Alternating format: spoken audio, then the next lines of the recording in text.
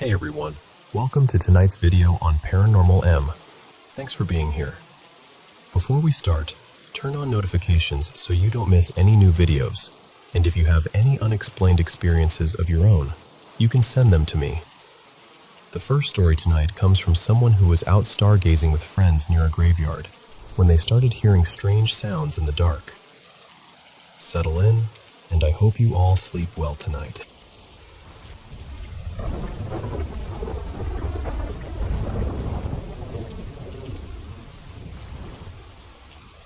Hi everyone. I'm still a little shaken up by what happened, so forgive me if some of the details come out a bit scattered. This happened late last night, sometime after 1 in the morning. My friend Mira and I had gone out to look at the stars. There's this open field near my place, right beside an old cemetery. I actually live just across from it, so I'm used to seeing it there. It usually doesn't bother me. At first, everything felt calm. The sky was clear, and the field was quiet.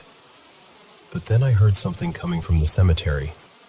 It was this faint rattling sound, almost like one of those little baby toys, mixed with a slow, dragging noise. A shuffle. At first, I tried to tell myself it was just the trees moving, but there was no wind at all that night. Not even a small breeze. I asked Mira to stop talking for a second and listen, but she didn't hear anything. So I brushed it off, even though it didn't sit right with me. A couple minutes later, I heard it again. This time, it sounded farther down near the edge of the cemetery. The same dragging shuffle, slow and uneven. I told Mira to be quiet again, but she still didn't hear it. I tried to ignore it, but then I got this warm, crawling shiver down my back. Not cold. Warm. That somehow made it worse. Then, maybe a minute later, the shuffling was right behind us. That time, Mira heard something too, but she said she heard the rattling, not the footsteps. We both panicked and ran. As we were running, I swear I could hear the shuffling moving across the field after us, like something was cutting diagonally toward where we were going. Mira didn't hear that part, but I did, and it sounded like it was getting faster. We made it to the corner near the road and stopped for a moment to catch our breath. We sat down, trying to calm ourselves and make sense of it. Then I heard the shuffling again, very faintly. I looked back toward the field, and that same awful shiver ran through me. I called Mira's name, trying to get her attention, and right then she suddenly jerked to her left, like something had startled her. A few seconds later, she did it again. Then I felt something brush past me. Not hard. Not like someone grabbing me, just a quick touch, enough to make every part of me want to leave. So we did. We got out of there completely. We tried to talk ourselves through every logical explanation afterward. Wind didn't make sense because the air had been still all night. Branches didn't make sense either, because there aren't many trees around that part of the cemetery or the field. I wondered if maybe it could have been an animal, maybe even a snake, but the sound wasn't like that. It sounded like someone dragging their feet, then suddenly picking up speed. And the part that still bothers me is this. Mira felt something touch her left shoulder, but I was standing on her right. So whatever brushed against her, it wasn't me.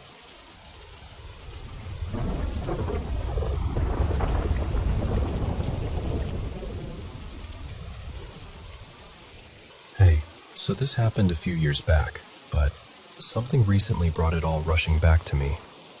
I've been filming a small project in the woods near where I live, and being out there again reminded me of this strange night with my friend, Kieran. Back then, we had built this little makeshift shack in a patch of woodland near our neighborhood. It wasn't anything impressive, just boards, branches, and whatever we could find, but it became this place where we'd sometimes go and sit at night. I don't even know why, really. It just felt like our spot. One night, we were in there pretty late, probably around 11. We were messing around, laughing, playing music quietly, and doing this awful imitation of a psalm. I think it might have been Crazy Train, but honestly, We were butchering it so badly, it barely sounded like music. We were sort of dragging out the notes in these ridiculous moaning voices, just being idiots. And then, from right outside the shack, something copied us. It was close. I mean, it sounded like it was standing just beside the wall. One long shout or moan in almost the exact same tone we had been doing.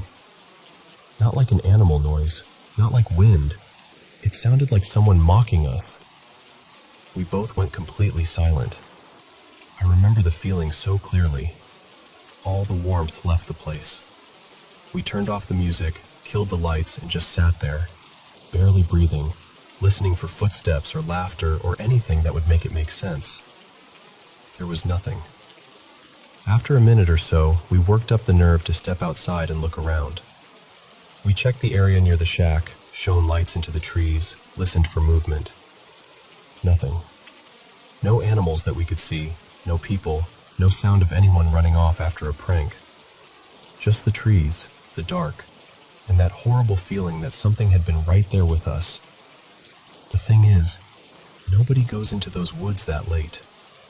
Our neighborhood is mostly older people, and if anyone walks their dog, it's during the day or early evening. We were deep enough in that you'd have to really mean to be there. We left right after that. I've tried to explain it over the years. I've looked into all kinds of things, from strange wildlife calls to paranormal stories, skinwalker legends, wendigos, witches, all of it. I'm not saying I believe it was any one of those things. I just genuinely don't know what we heard. And the strangest part is, it wasn't just us. A few weeks ago, my mom called me while she was walking home past that same woodland because she could hear shouting coming from inside the trees. My sister told me she's heard it too while walking through there, and it scared her enough that she changed paths just to avoid getting closer to the noise. So I don't know what's out there, but I know what I heard that night. Something outside that shack copied our voices.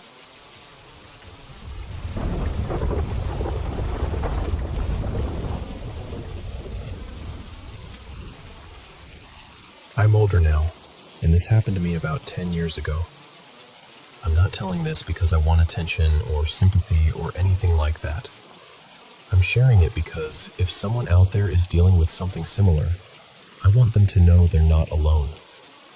And maybe my experience can help. I really did speak with something.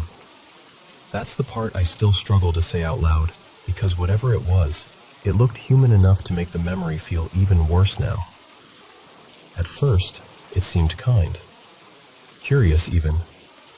I actually recorded the first time it happened, but I haven't been able to watch that video again.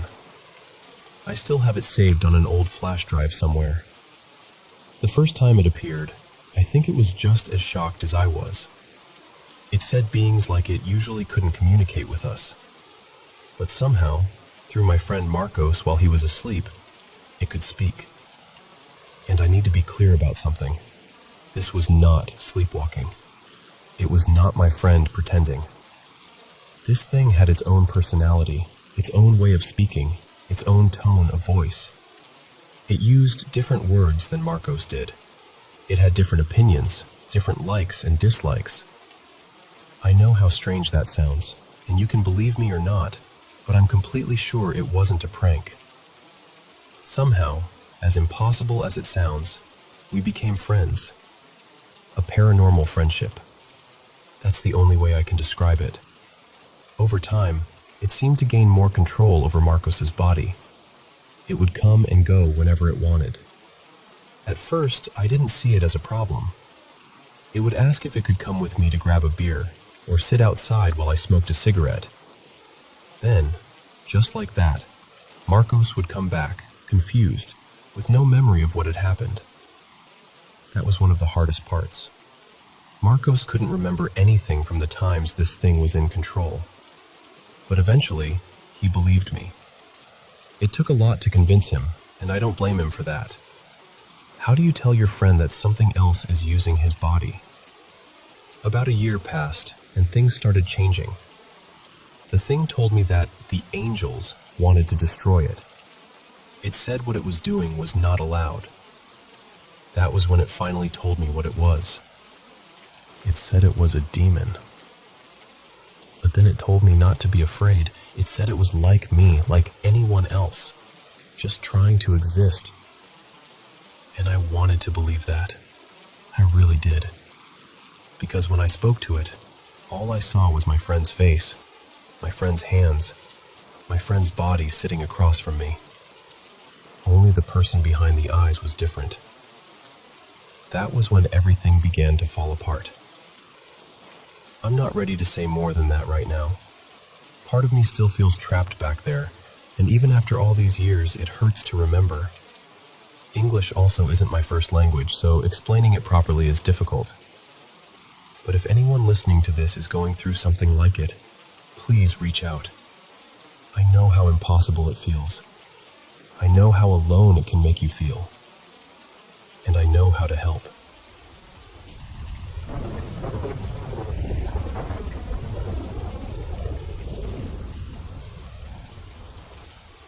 This happened a little less than a year ago, around late summer, right before my older brother, Evan, got married.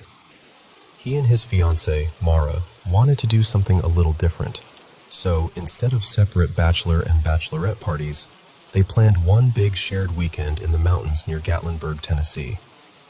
There were around 14 of us altogether, and we rented this big cabin tucked away in the woods. It had that beautiful postcard kind of view, but from the moment I stepped out of the car, something about the place felt heavy. I tried to ignore it. I've always been a little sensitive to things I can't explain. Sometimes I'll catch what looks like a shadowy figure out of the corner of my eye, but it's always gone almost instantly. I also deal with anxiety, so I've spent most of my life telling myself it's just my brain misfiring. Maybe it is sometimes, but I've never been totally sure. The cabin itself was huge. There was a loft upstairs with a pull-out couch outside the master bedroom, a few bedrooms on the main floor, and a basement with bunk beds and a king bed. Since I was the youngest and didn't really want to share a bed with anyone, I took the pull-out couch in the loft. I didn't love it. There was no door, and I felt exposed up there. But for the first couple of nights, nothing really happened. Everyone was drinking, laughing, playing games, and doing normal wedding trip stuff. Then Sunday came. Most of the group had already left, so there were only 9 of us still there. Mara wanted to go hiking, so 5 of us went. Her, Evan, me, and 2 of the bridesmaids. The others stayed behind at the cabin or went into town to shop. We didn't really have a solid plan, so we stopped at a visitor center to ask about trails. The hike Mara originally wanted to do was closed because a mudslide had blocked the road, so we just started driving around, hoping we'd find something. Eventually, we lost cell service and found this small trail marker off the road. It looked short enough, so we decided to try it. I already don't love hiking. I'm allergic to everything, and I was mostly thinking about snakes, bears, poison ivy, and all the other woodland nightmares my brain could invent. The trail was only about 1/3 of a mile, but it got steep near the end. And that's where the feeling changed. At the top of the hill, the trail opened into an old gravesite. Not a cemetery with neat rows or anything like that. It was more like a forgotten burial ground. Some graves had worn-down stones. Others barely had markers at all. The clearing was oval-shaped, with the trees pushed back around it, almost like the woods were refusing to come any closer. The strangest part is how I remember the trees. I don't remember seeing into the forest beyond the clearing. In my mind, everything outside that little space was dark, almost covered in black fog. The trail was visible, and the graves were visible, but past that, it felt like the world just stopped. I don't know whether it actually looked that way in the moment, or if that's how my memory painted it afterward, but I know how it felt. Wrong. I wanted to leave immediately. I didn't see anything while we were standing there, but I felt watched. Not in a curious way, in a way that made my skin feel too tight. After a while, everyone finished looking around, and we headed back down the trail. On the way down, I caught a dark shape moving in my peripheral vision. Just for a second. I turned, and of course, nothing was there. The rest of the afternoon was normal enough. We got back to the cabin later and started talking with the others about what we'd done. The 4 who stayed behind were 2 couples. I'll call them Sam and Kara, and Liv and Jonah. That's when they told us something weird had happened while we were gone. They said they had all been in the cabin together, within sight of each other, when Kara heard Sam's voice calling from another room. But Sam was sitting right beside her, and he heard it too. Nobody went to check. They all just froze, decided they didn't want to know, and ignored it. After that, we told them about the trail and the gravesite, and the whole room got quieter. Then, in the middle of a pause, Evan suddenly turned his body to the side, like he was letting someone walk behind him. But no one was there. He looked confused and said he'd heard someone say, "Excuse me," right behind him, like they were trying to squeeze past. Mara immediately told him to stop messing around. She thought he was trying to scare everyone. But I was staring at the spot behind him, because when he moved, I saw someone there. Not clearly, not like a normal person. More like a figure-shaped shadow, standing close enough that he would have felt it pass. So I said, "He's not lying. Something was there." Everyone got tense after that. The conversation sort of fell apart, and even the people who were laughing before didn't seem comfortable anymore. A little later, Evan came and sat beside me. His voice was lower when he asked, "Did you really see someone behind me?" I told him yes. That's when his face changed. He told me he had made the whole thing up. He hadn't heard anyone say "excuse me." He was just trying to scare the group. But I had seen something exactly where he pretended something was, and that scared him more than anything else. Nothing else happened that night. We all eventually went to bed, though I don't think anyone slept very peacefully. By morning, everything felt normal again.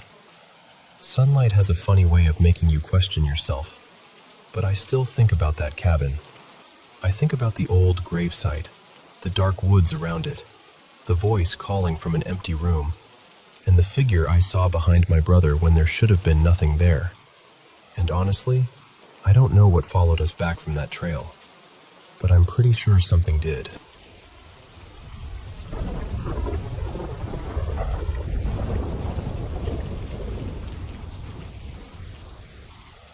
I want to lay everything out honestly, because I think the context matters. And I hope you'll hear me through this, because I'm still trying to make sense of it myself. I've been diagnosed with bipolar disorder, but part of me wonders if what I've been calling mania might actually be severe depression mixed with alcohol use, stress, and maybe something closer to BPD. I don't know.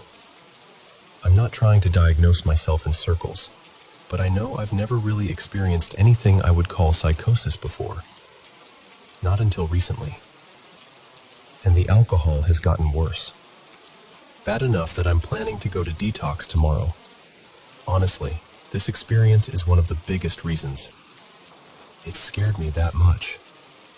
It made me wonder if my drinking is starting to push my mind into places I can't control. For the last couple of months, I've also been taking care of my boyfriend Eli while he was in psychosis. He's stable now, thankfully, but it was intense. After he came out of it, I asked him what he thought had happened to him, because he's been diagnosed bipolar after hospital visits. He called it spiritual psychosis. Not long after that, we had a conversation about everything. He had read some of my journal, and I'll admit, I'd been writing in a way that felt a little scattered and strange. He told me it reminded him of how he wrote when he was manic. He thought maybe I should go get help, but I got emotional, and instead we ended up stepping outside, smoking a cigarette, and talking for a while. Some of what he told me was hard to follow, but some of it felt strangely clear.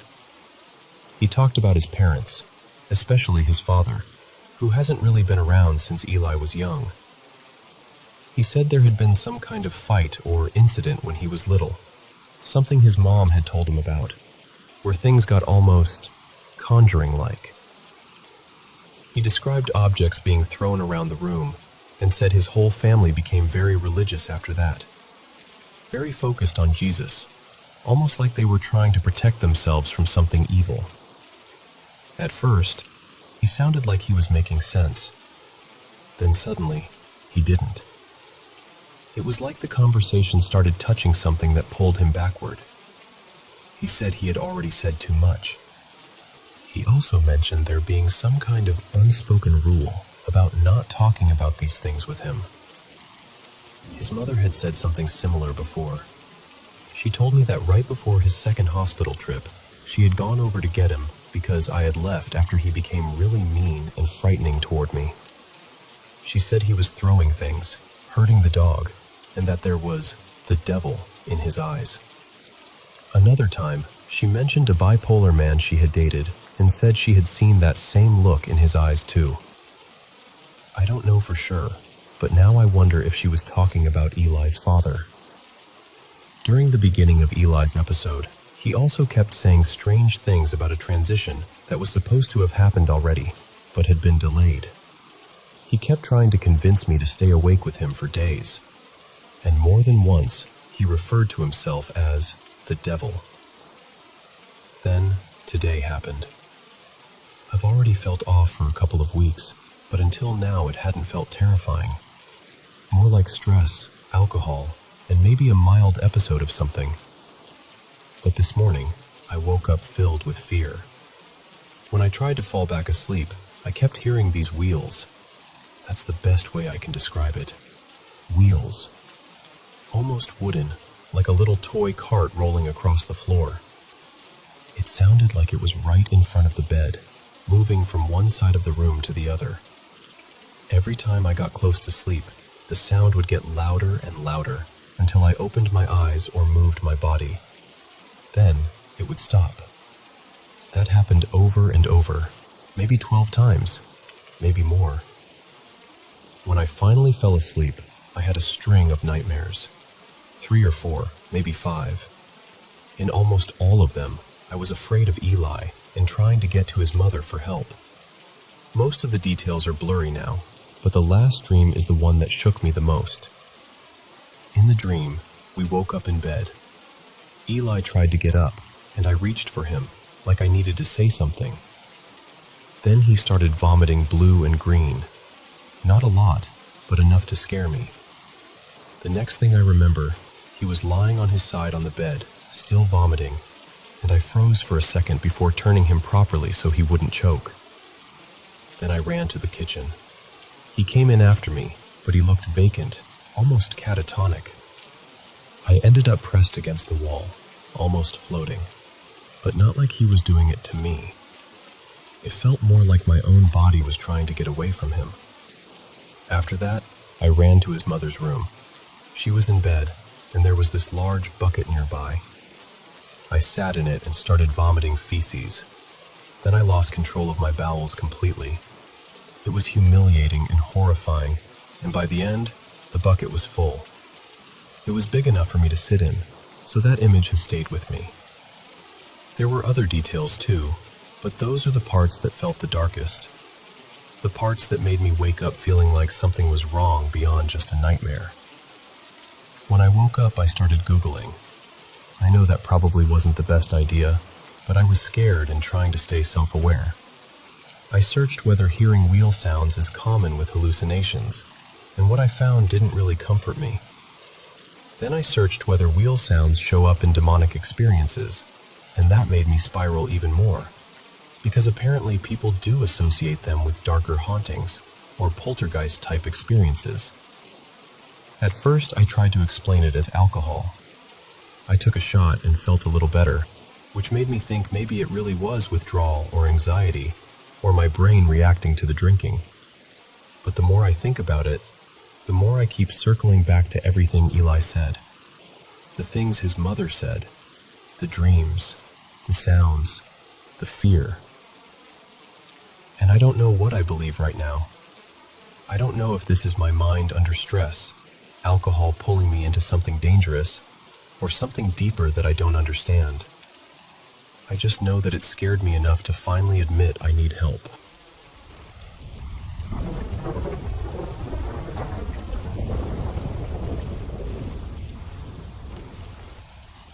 So, this all started about 8 years ago. I was younger, and honestly, I didn't really understand what I was getting into. A few friends and I played with a Ouija board in an old cemetery one night. At the time, it felt like we were just messing around, trying to scare ourselves a little. But after that, things seemed to shift in ways I still have a hard time explaining. One of the friends who was there, Lance, later passed away, and the rest of us, in different ways, started struggling. Addiction, depression, anxiety, compulsions, all these heavy things that seem to creep into our lives and stay there. Then, not long ago, I stayed up late watching Interstellar. I remember being really caught up in the whole idea of dimensions in time and traveling beyond what we understand. The movie ended at exactly 3:33 in the morning. The next night, I woke up at 3:33 again, and when I opened my eyes, it didn't feel like I was in my room anymore. It felt like I had been taken somewhere else, deep in a forest. There were people standing around me in black robes, wearing animal skulls, holding books, and chanting over my body. I was terrified. Then my friend came back into the room, and something changed. It felt like this pink light or aura pushed everything away from me. She had been blessed once at the Sistine Chapel, and in that moment, I genuinely felt like whatever was around me couldn't stay near her. The next night, I was alone, and my room changed. Everything looked the same, but the color was wrong. The whole room had this reddish-orange glow, almost like I was somewhere else, wearing the shape of my own bedroom. I was still on a Discord call, and I could see my friends' icons, but I couldn't hear them. I felt disconnected from everything. Then my body started feeling wrong too. It felt like my organs were failing, or burning from the inside. But the moment my friend called me, it stopped. A few days later, on February 6th, 2025, I went through something even worse. I had overdosed and went into cardiac arrest. Again, I felt that same burning inside, like my organs were boiling. My friend's girlfriend put a rosary around my neck and started praying to Jesus and Saint Michael. She opened the windows, and I swear, I felt a massive weight lift off me. The pain inside my body stopped. Then it felt like something detached from me and left through the window. After that, something in me changed. My depression, anxiety, and suicidal thoughts were suddenly gone. I hadn't felt that light since I was a kid. It was like I could breathe again for the first time in years. And the Saint Michael connections kept showing up. A couple weeks before all of this, I had bought a Saint Michael pendant online just because I thought it looked cool. After everything happened, I went back to the website and the listing was gone. Around that same time, I randomly saw a Saint Michael tattoo at work and took a picture of it.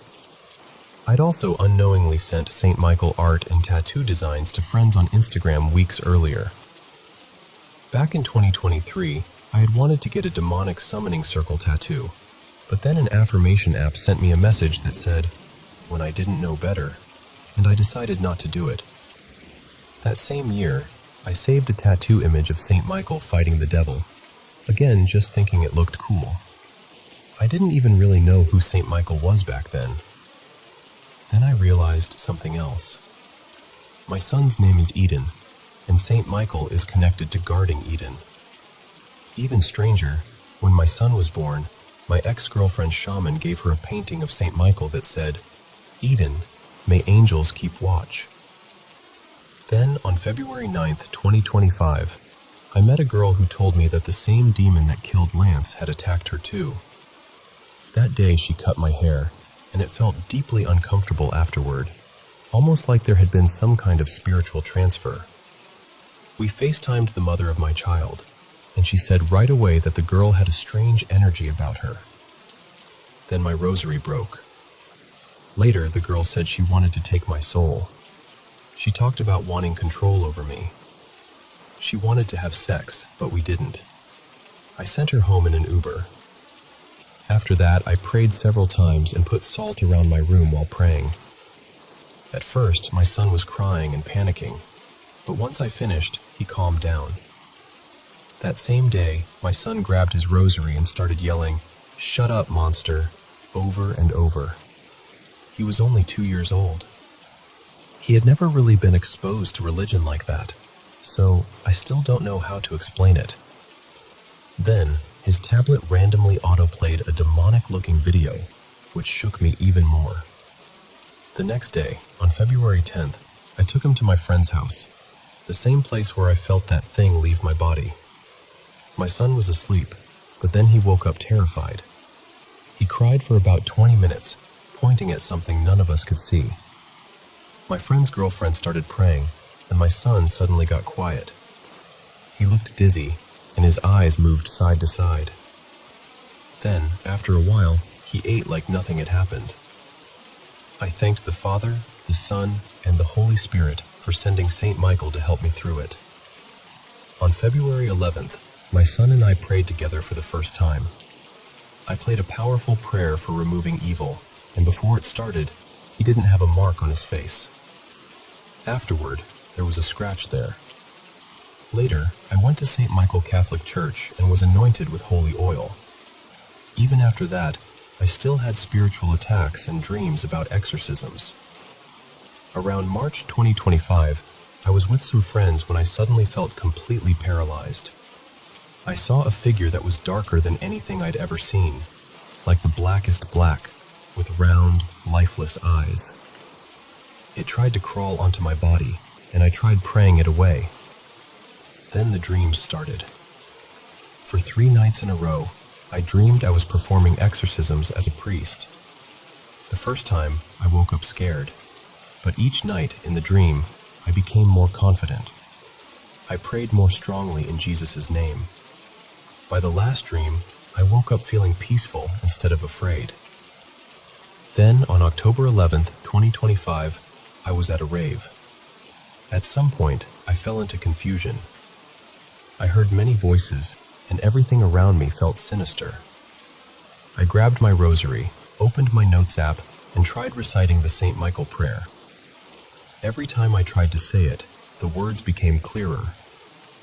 Then I invoked Jesus' name, and suddenly I noticed how dark and strange everything around me felt. Afterward, I became extremely nauseous. The night after that, I confessed my sins in prayer before going to sleep. I dreamed I was running from authority, and at the end, I was caught by a bright light. I woke up near 3 a.m., but this time I felt peace. I still have pictures from during or right after some of these moments. They're personal, so I don't really share them. But I know what I felt. I know how heavy life was before, and I know how different it felt after that prayer. Whatever happened, it changed me, and ever since then, I've felt like St. Michael has been part of the battle, standing between me and something I was never meant to face alone.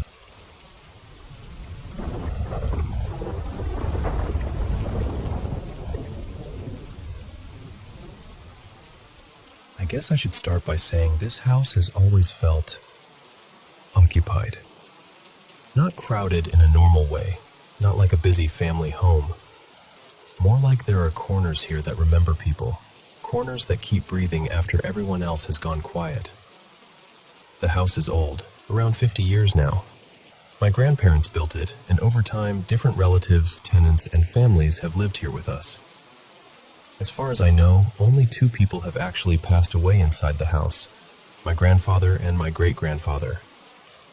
There also used to be a psychiatric hospital not too far from here, years ago. I don't know if that matters, but it's one of those details that has always stayed in the back of my mind. The first strange thing I remember happened when I was little enough to still sleep in my parents' room. They would put me to bed early, then leave me there while they stayed up for a few more hours. But I was never good at falling asleep, and almost every night I would see this man moving around the room. He wasn't standing over me or trying to scare me. He would just walk around quietly, almost like he was tidying up or doing chores. Nothing ever moved. Nothing dramatic happened. He was just there, busy with something I couldn't understand. For a long time, I told myself I was just a child with too much imagination. Then one day, I mentioned it to my younger sister, Lena, and she went pale. She told me she had seen him too when she was little. The same man, the same quiet movements, the same feeling that he wasn't angry or dangerous. That should have comforted me, maybe, but it didn't, because after that, other things started happening. When I was about 7 or 8, I was lying in my old bedroom trying to fall asleep. The door opened just a little. I looked over, and in the dark, I thought I saw my mother standing there. But something was wrong. I didn't speak, partly because I was supposed to be asleep, but mostly because my whole body felt tight with fear. Whoever or whatever it was looked like my mother, but it didn't feel like her. It had this strange grin, and it was wearing red pajamas.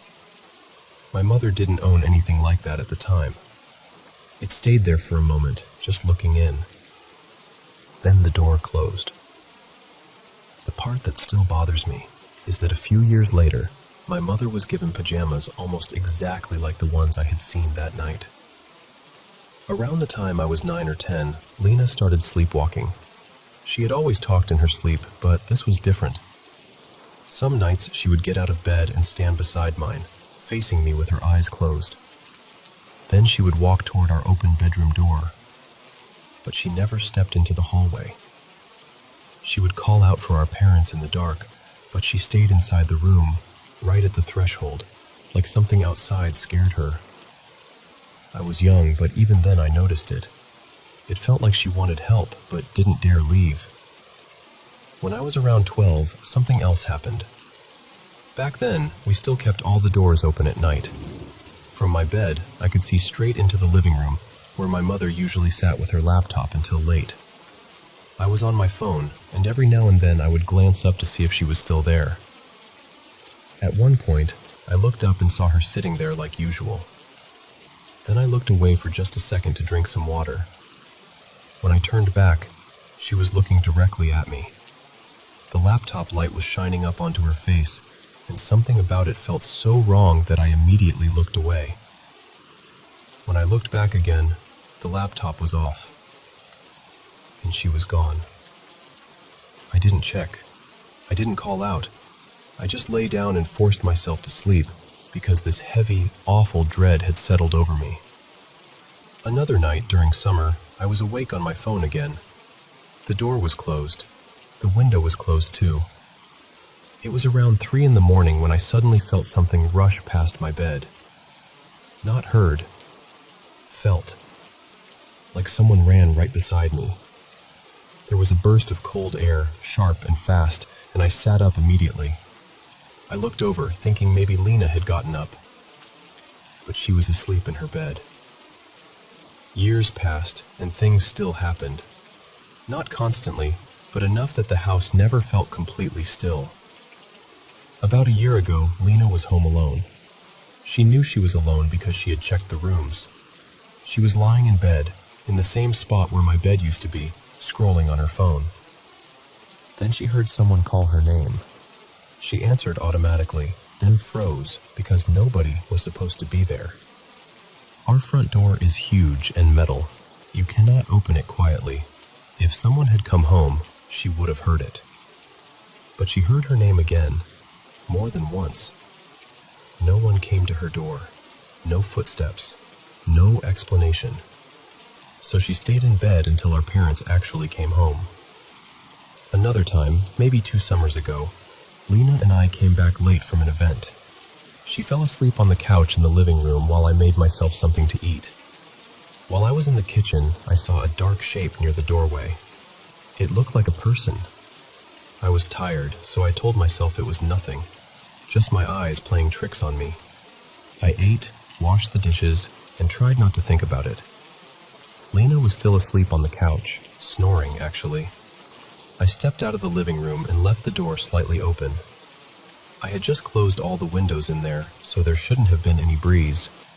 I went into the hallway and started talking to my grandmother. Maybe 10 seconds passed. Then I heard footsteps behind me.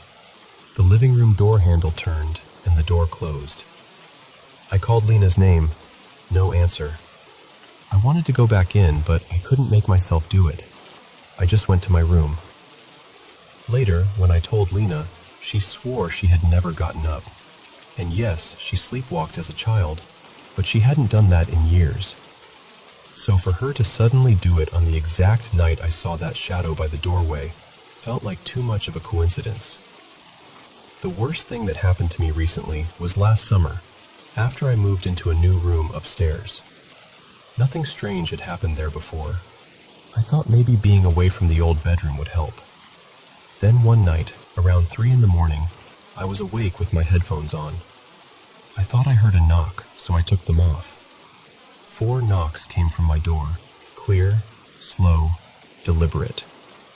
I froze because there was no reason for anyone in my family to knock at that hour.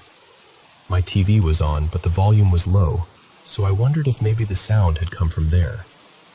I stood up and watched the TV. Then the 4 knocks came again. Not from the TV. From the door. I walked over to lock it, and right when I got close, the knocks happened again. Louder this time. More forceful. Like whoever was outside wanted me to understand that they were right there. Something in me snapped. I hit my hand against the door and told it to leave. Then I locked the door and sat in bed, completely terrified, until the sun came up. The next night, I heard scratching at the door. I told it out loud to leave me alone. And it stopped immediately. The most recent thing happened about a month ago. I was out of town when Lena called me in the middle of the night. She sounded scared. She said she kept hearing noises from my room upstairs. My desk moving. And that desk has a very specific, ugly scraping sound that nothing else in the house makes. My TV turning on and off. The volume going up and down. Footsteps. She sent our mother upstairs to check, but nothing had moved. Nothing was out of place. Later, Lena admitted it wasn't the first time she had heard things moving in my room. It was just the first time it had been that loud.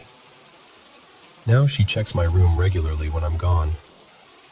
I don't know how connected this is, but I've had nightmares for as long as I can remember, and almost all of them take place in this house. Dreams about break-ins, being attacked in my sleep, and sometimes the exact things I've heard or seen here showing up again after I close my eyes. I'm not telling this because I know what it means. I don't. I'm telling it because I've carried these memories for years, and saying them out loud makes them feel a little less trapped inside me. What I do know is that this house has never felt empty. And for some reason, whatever is here has always seemed most interested in me and my sister.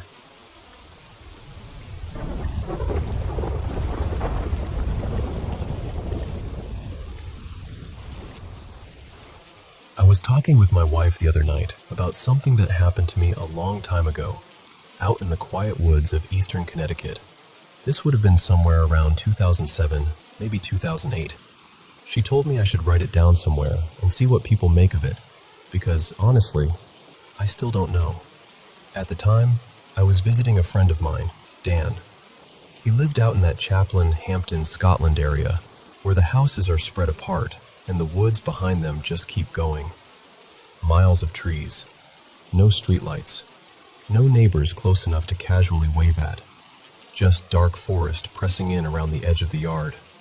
It was late, probably close to 2:30 in the morning.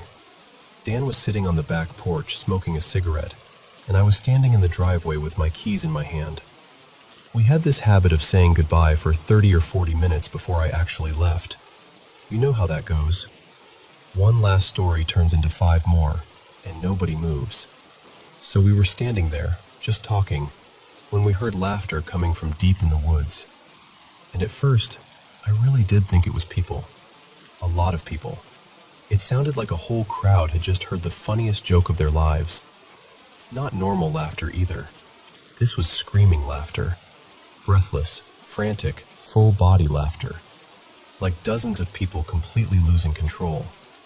I remember thinking, well, someone's having a wild party out there.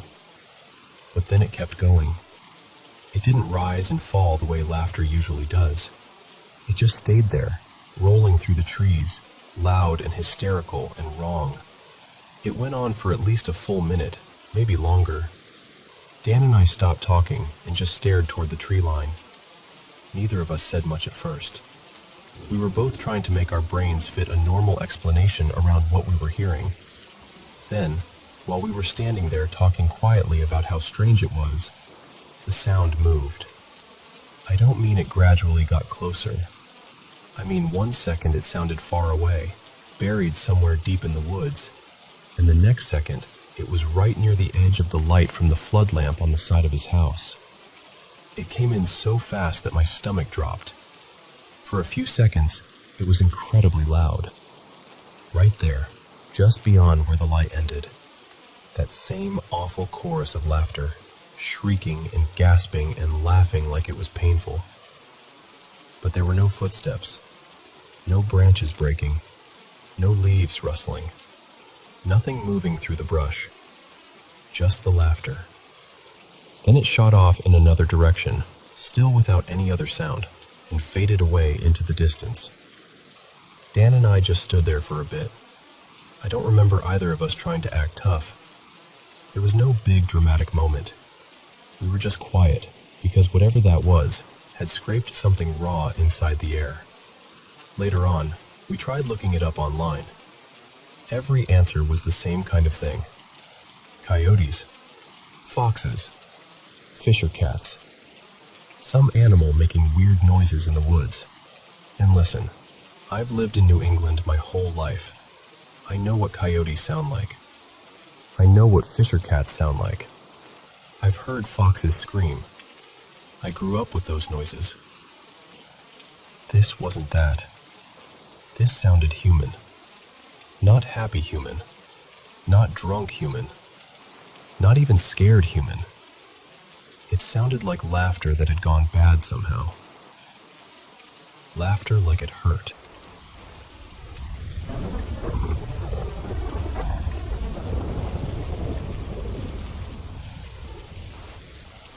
I should probably say this first. I've never been someone who believes in ghosts, spirits, or anything paranormal.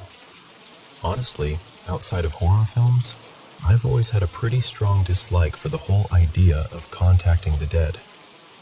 I've seen it as something that can take advantage of people when they're grieving, when they're vulnerable, when they're looking for comfort anywhere they can find it. So I'm not telling this as someone who was already looking for signs. But something happened today that, for the first time in my life, made me stop and wonder whether there might be something after death. Not in a dramatic, lightning strike sort of way. More in a quiet, unsettling way that I can't quite explain away.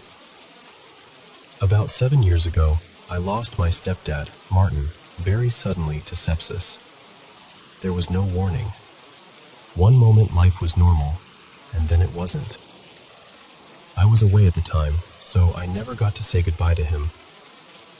He had been a huge part of my life. He and his 2 children lived with my mom, my sister, and me through a lot of my childhood and teenage years. He wasn't just someone who passed through. He helped shape the house I grew up in.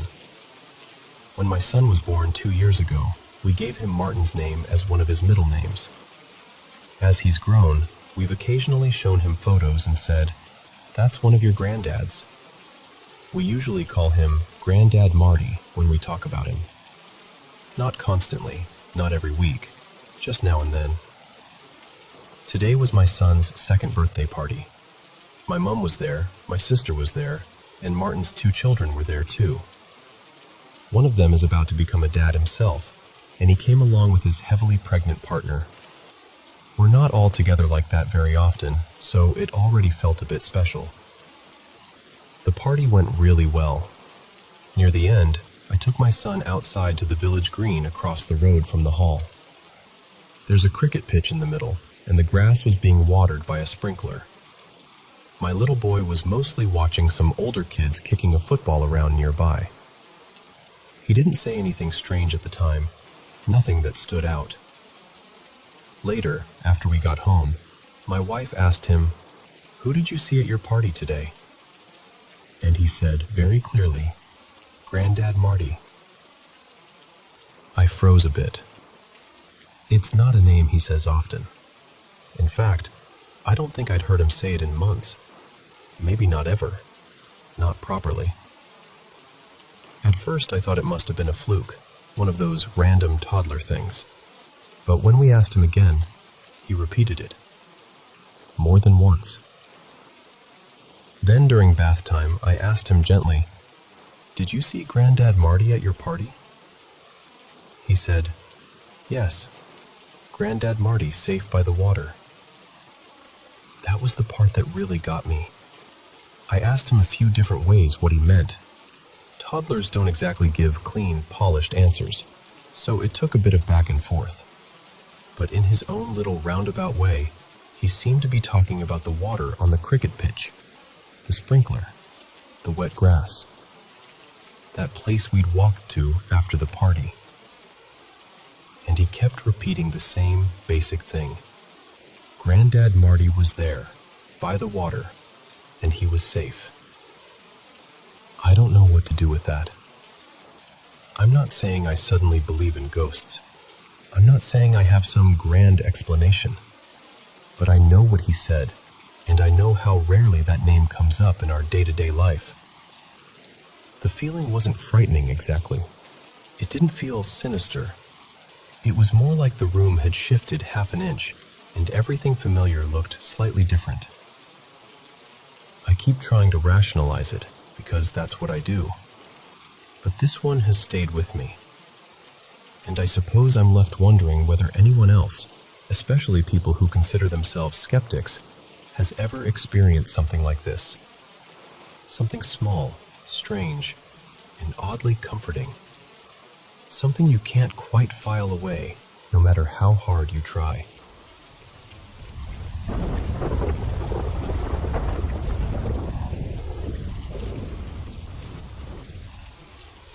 My boyfriend Mason and I bought our house in 2023. It had been in his family for a long time.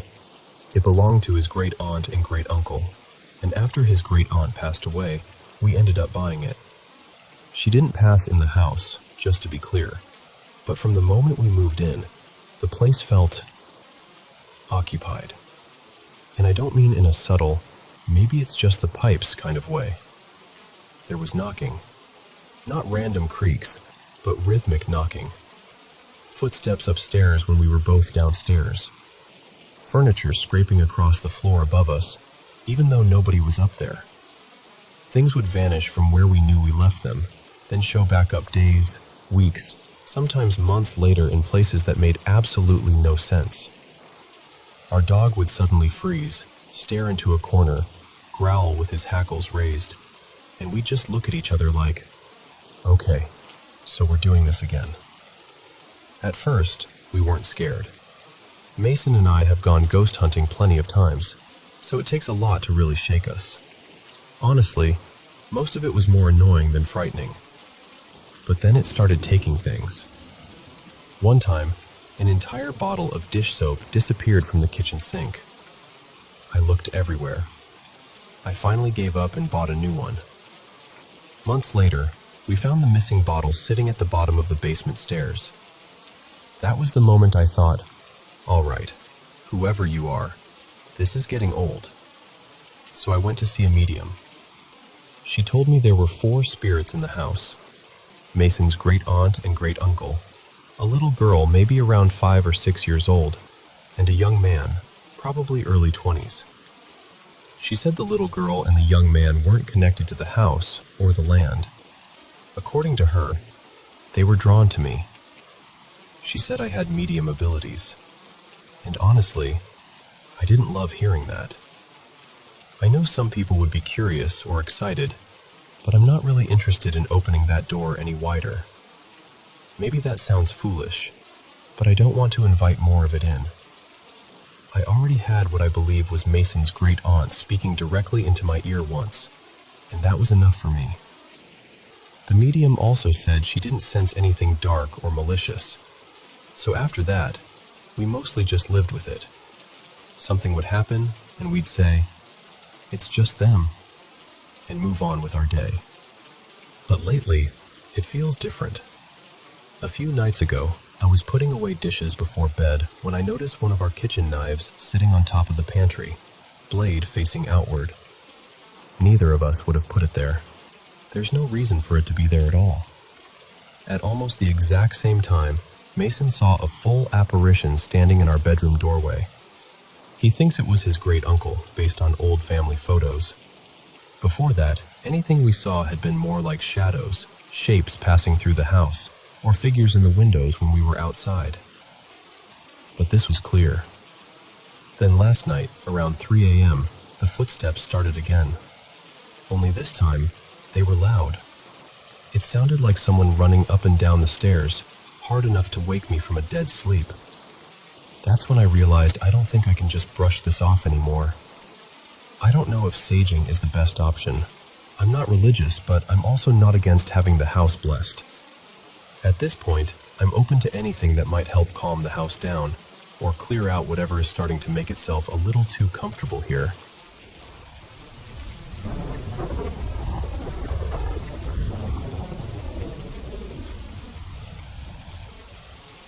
I think I was in 5th grade when I had the first experience that really stayed with me. It wasn't the first strange thing that ever happened to me, but it was the first one that felt impossible to explain away. Years later, I read something about how the brain tries to make sense of things it can't fully process. When we see something unfamiliar, something outside what we know, our mind may dress it up as something recognizable. And maybe that's what happened. Because what I saw, standing in my bathroom and staring straight at me, looked exactly like Charmy, the little fire Pokemon. I know how ridiculous that sounds. I really do. But in that moment, it didn't feel funny at all. It stood there for about 15 seconds, just watching me. I stared back, frozen. Then I ran as fast as I could to my parents' room, screaming that Charmy was going to kill me. After that, the sleep paralysis started. It began in that same house. Every time it happened, I would see a spirit near me. It felt like it knew I couldn't move, and it would taunt me because of it. A couple of years later, my family moved to Brussels, Belgium. We lived in a house that was around 300 years old. I picked the bedroom on the top floor because, honestly, what teenager wouldn't want an entire level of the house to themselves? But my room was different. It was cold. Not just a little chilly, but much colder than the rest of the house. Even the other rooms on that same floor felt normal compared to mine. We had people come look at the radiator more than once, but nothing ever really changed. That room stayed cold. Soon after we moved in, the sleep paralysis came back. Only this time, it was stronger. There was always a figure in the corner of the room, near the radiator. It wore something dark, almost like a cloak. It was darker than the darkness around it, and it had this heavy presence that made the whole room feel smaller. It watched me sleep. Night after night, I would wake up unable to move, and there it would be. If I tried not to look at it, I would feel like something was lifting me or throwing me around the room. Sometimes I would slam back down onto the bed and suddenly be able to move again, gasping and sitting upright. As time went on, it got worse. Sometimes I would already be awake, fully conscious, and then I'd feel something pulling me back down into paralysis. This happened for years, consistently, almost every night. But only in that room. When I slept somewhere else in the house, it usually stopped. That doesn't mean I never had sleep paralysis outside of that bedroom. Once, my mother and I went on a weekend trip to Dublin, and during the day, we went on a ghost tour. That night, in our hotel room, I had sleep paralysis again. A dark figure leaned over me, but it wasn't the same cloaked figure from Brussels. By that point, I had started to feel that the figure in my room was feminine somehow. I don't know why. I just felt it. My parents thought I was dealing with night terrors, or maybe some kind of neurological issue. And maybe they were right. I still can't say for sure. Eventually, we found out we were moving back to the States. Not long before we left Belgium, something changed. The figure that had always stayed in the corner began moving closer. Then one night, during sleep paralysis, it came toward me quickly. It didn't walk so much as glide. As it approached, it changed shape. Suddenly, it looked like a boy from my class, someone I had a crush on at the time. I'm gay, but back then, in high school, I was struggling with that part of myself. I didn't really know how to hold it yet. So this thing came toward me wearing the face and body of someone I secretly wanted. It reached out one finger and touched me. The second it touched my body, a burst of light shot out of it. At that exact moment, I broke free from the paralysis and sat up. And at the same time, I had an orgasm. I know that's strange to say out loud, but that's what happened. It touched me. The light burst out. I woke up, and then it was gone. That was the last time it ever bothered me. Soon after, we moved from Belgium to Memphis, Tennessee. After that, I started seeing things outside of sleep paralysis, even while I was awake. Not constantly, just often enough to make me wonder if something was wrong with me. I've spent years asking myself what really happened. Was that entity something dark that got what it wanted from me? Did it take something? Did it leave something behind? Was some part of me split off and kept somewhere I can't reach? Or was it the opposite? Maybe the light that came out wasn't from it. Maybe it was from me. Maybe whatever was inside me pushed it away for good. I honestly don't know. Since then, I've struggled with addiction. Heroin followed me for more than a decade. I haven't used it in 5 years, but now I'm fighting other things, like benzos and stimulants, just trying to get through life. And I've noticed that I keep attracting people with dark intentions, people who drain me, people who feel familiar in the worst way. So I keep wondering if something happened back then that marked me somehow. Maybe I'm looking for meaning in something my brain created. Maybe it was sleep paralysis, trauma, fear, and desire all tangled together in one impossible knot. Or maybe something really did come into that room with me. I don't know. But I do know this.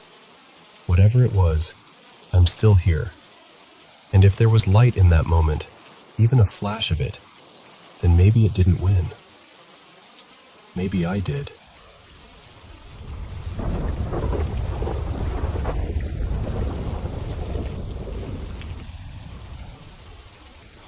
I still wonder sometimes if that house is haunted. I only lived there for about 4 years, but honestly, that was enough. The activity got so bad that it scared me and my brother out of feeling safe there. It never felt like just one thing in the house either. It felt crowded, like there were multiple spirits there, and most of them didn't feel kind. Some of them scared my family. Some of them hurt us. And I'm still pretty sure something from that house followed me after I left. I don't even live in San Antonio anymore, but I still think about it. I always wanted to know what happened on that property. I heard a rumor that someone died on the land, but I never knew if that was true. I wish I had a way to find out, because whatever was there felt like it had a history. I'll tell you a few of the things I saw. The first one happened when I was a kid. I used to wake up in the middle of the night to use the bathroom, just normal kid stuff. But some nights, I would wake up for no reason at all. I'd roll over, and there he'd be. A little boy, probably around the same age I was back then. He wore a blue plaid shirt, and he'd be sitting there playing with my little kitchen set like it belonged to him. He never spoke to me. He just played. After my mom smudged the house, he stopped showing up. Then there was the thing with my room. My room was set up in the worst way possible. My bed was right in the center, my mirror faced me, and I had 2 doors, one to the closet and one to the hallway. At night, I would sometimes wake up and see this gray hand clawing at the doorknob. I didn't stay to investigate. I still had enough survival instinct in me to get out of there. I'd run downstairs to my parents' room. But one night, I saw more than just the hand. It was like the hand had a body attached to it now. There was this woman, or something pretending to be one. Her face looked stretched in a horrible way, almost like a screaming mask, except her jaw dropped all the way down toward her chest. Her eyes were huge and sunken, and her mouth and eyes looked completely black, like empty holes. She barely had any hair, just a few thin strands. Her clothes were ripped and matted, and I could see her ribs through them. She hid behind my parents' bedroom door. And my mom saw her too. Before anyone asks, no, I wasn't watching scary movies. I wasn't allowed to watch horror, and we had parental controls on everything. I didn't have anywhere to get an image like that from. There was another one I called the Crooked Man, because he was always hunched over. Sometimes I'd go downstairs, and for some reason, I'd look behind my dad's recliner. There wasn't anything back there. No electronics, no weird lights, nothing that could explain it. But I'd see this pitch-black figure standing there. His eyes were bright white, and he leaned on a cane. He never moved toward me. He never spoke. He just stood there and stared until I turned on the light. Then, when I turned the light off again, he'd be gone. One day, I asked my dad if I could get a popsicle from the garage freezer. He said yes, so I went out, grabbed one, and started heading back upstairs. Then I heard my dad yell my name. Not quietly, not far away. He shouted it angrily, clear as day. Jamie! That wasn't my real name, but that's what I'll use here. I ran back downstairs and said, "Yes, sir?" He looked confused and told me, "I didn't call you." I explained what happened, and he just kind of paused and said, "That's weird." And that was it. But I knew what I heard. Another night is the reason I still sleep with my door closed.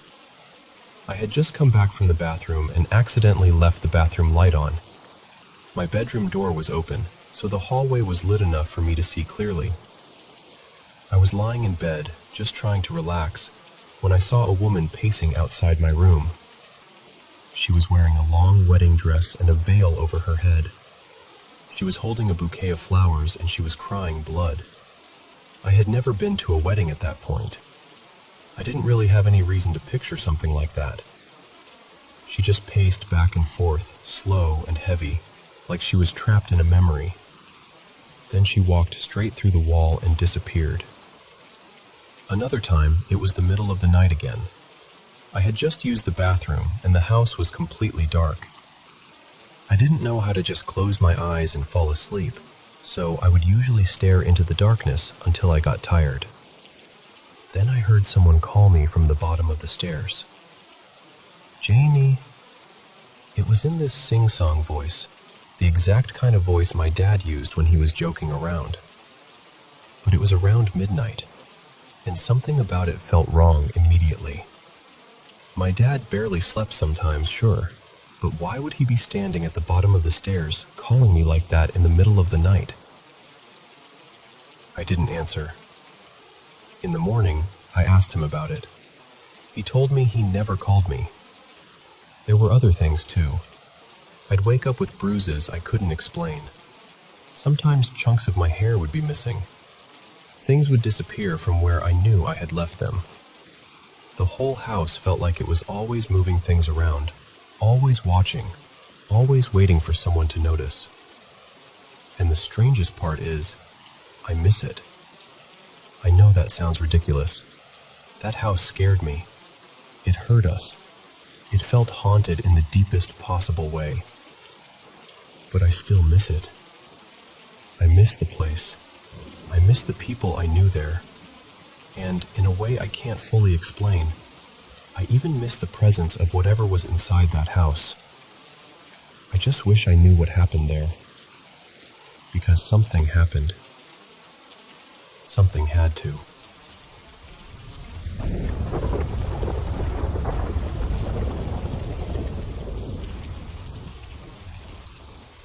I wanted to share this here because I'm honestly still trying to understand what happened, and I'm wondering if anyone else has ever felt anything like it.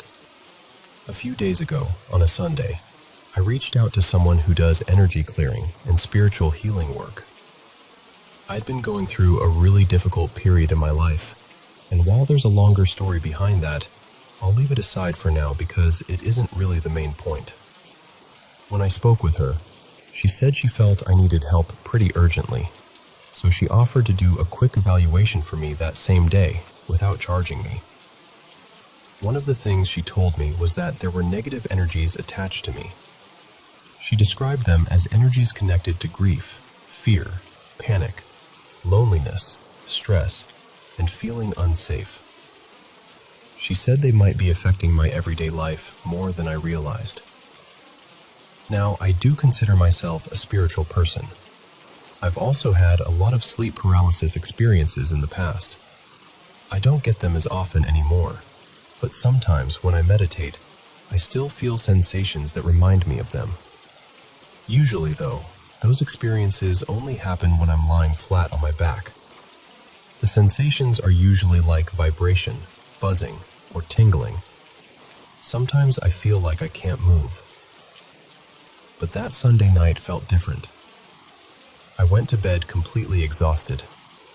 I was sleeping on my side, not on my back, which is why this stood out to me. At some point, things became strange and blurry. I can't say for sure if I was dreaming, half awake, or in some kind of out-of-body state. My memory of it isn't perfectly clear. What I do remember is suddenly feeling this very strong vibration. It wasn't just a light buzzing. It felt heavy, almost like something was pressing into me or trying to enter my body. It was intense. I didn't move, or maybe I couldn't move. I'm not sure. It felt like it lasted for a long time. Then I started speaking. At least, I think I spoke out loud. But it didn't feel like the words were fully coming from me. It felt more like something was speaking through me. I remember saying something close to, "I'm angry because I'm not here." The tone felt frustrated, almost bitter. Right away, my mind connected it to what the energy healer had told me earlier. I thought maybe one of those negative spirits was expressing anger because it didn't have a physical life or body the way I do. I know there were more words after that, but I can't remember them clearly. What stayed with me was the feeling of being invaded, like I wasn't fully in control of my own body, like I was saying things that didn't fit my own thoughts or my own life. I've had sleep paralysis before, and this had some similarities, but it also felt different. It was less terrifying in one way, but much more intense physically. The vibration was stronger than anything I remember feeling before. So now I'm left wondering what actually happened. Maybe it was just a dream. Maybe I was half asleep and my mind turned the whole thing into something spiritual because of the conversation I had earlier that day. But it felt so real. Has anyone else experienced something like this? Do you think it could have been a spirit trying to communicate before being cleared away? Or was it more likely some kind of sleep paralysis or dream state?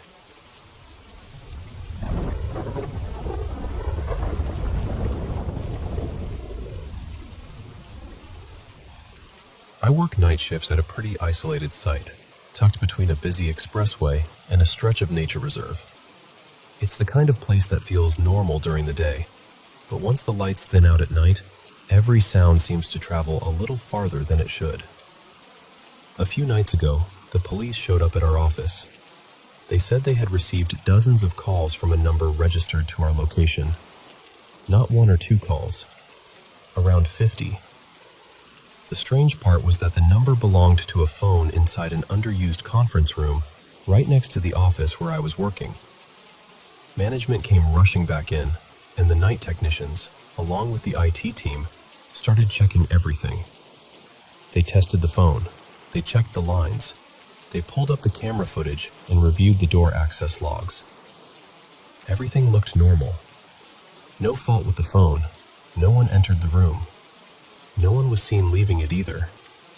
And yet, somehow, that phone had called the police again and again from an empty room.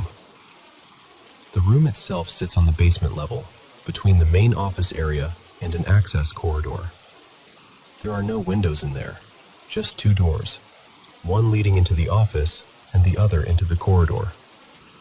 During the day, people mostly use it as a shortcut or a quiet place to rest. Hardly anyone actually holds meetings there anymore. At night, it used to be a common spot for staff to nap during the dead hours, usually between 1 and 3 in the morning. But lately, I've noticed people don't really sleep in there anymore.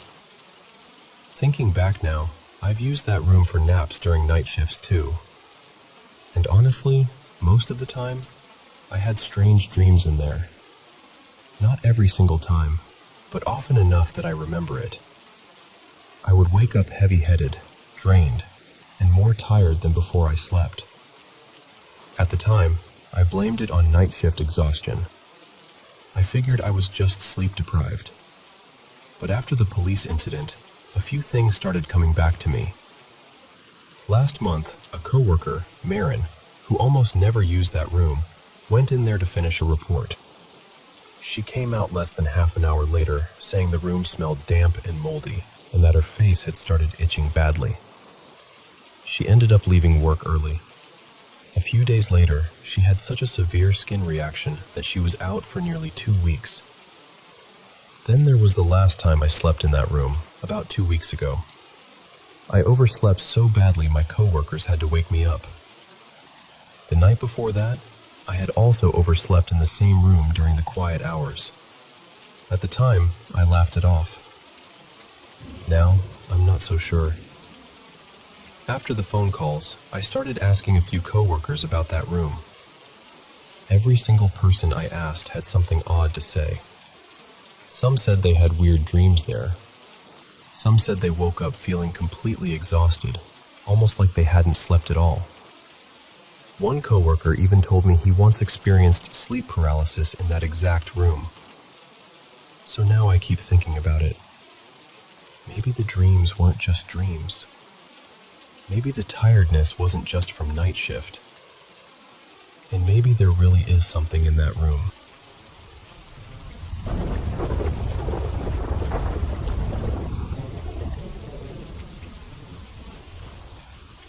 When I was little, probably 6 or 7, I spent a lot of time at my grandma's house out in rural East Georgia. Her place had woods all around it.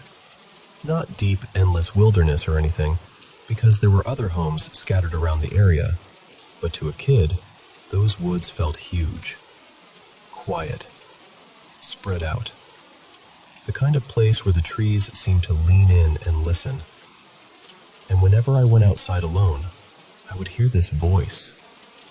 It was high-pitched, almost like a whistle, but not quite. It sounded feminine, light, and strangely clear, and it always called the same thing. Yoo-hoo. That was the closest way I could describe it. Like someone was trying to get my attention from somewhere deeper in the trees. I hated it.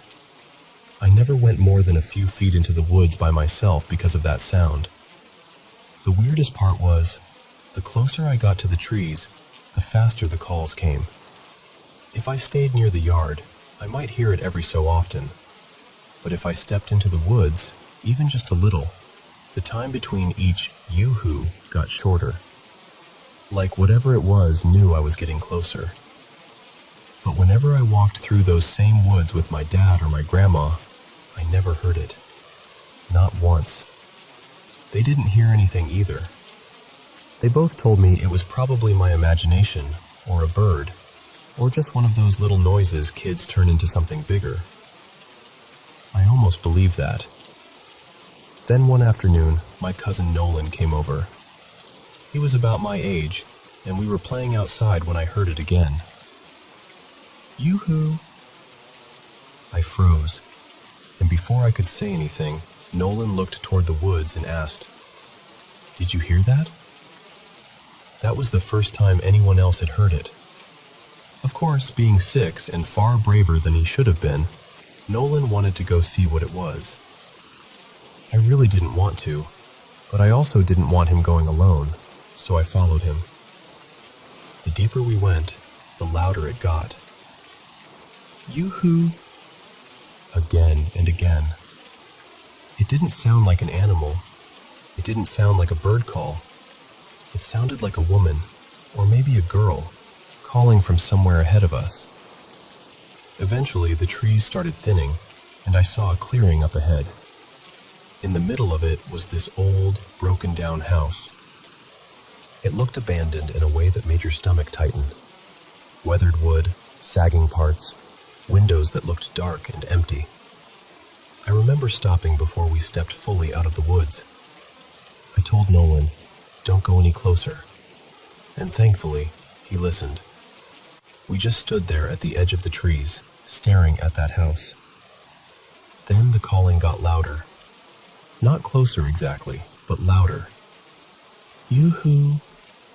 That was enough for both of us.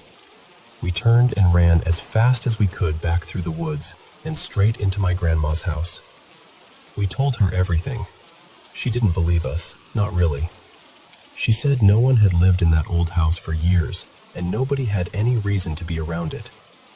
She told us that if we heard something, it was probably just some kind of animal. But she also told us not to go near that house. After that day, I still heard the voice sometimes, but I started ignoring it. Eventually, it stopped. Or maybe I stopped listening. I'm not sure which. My grandma passed away when I was 9, and after that, I didn't go to the property much unless I was helping my dad maintain the land. By the time I was a teenager, I never heard the sound anymore.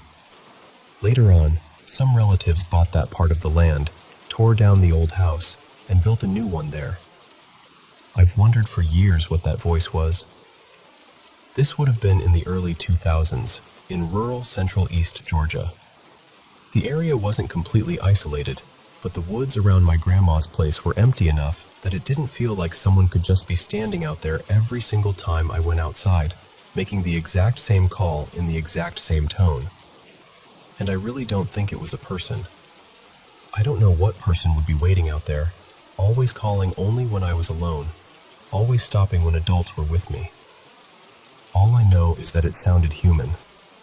A high, feminine voice from the trees, calling me closer.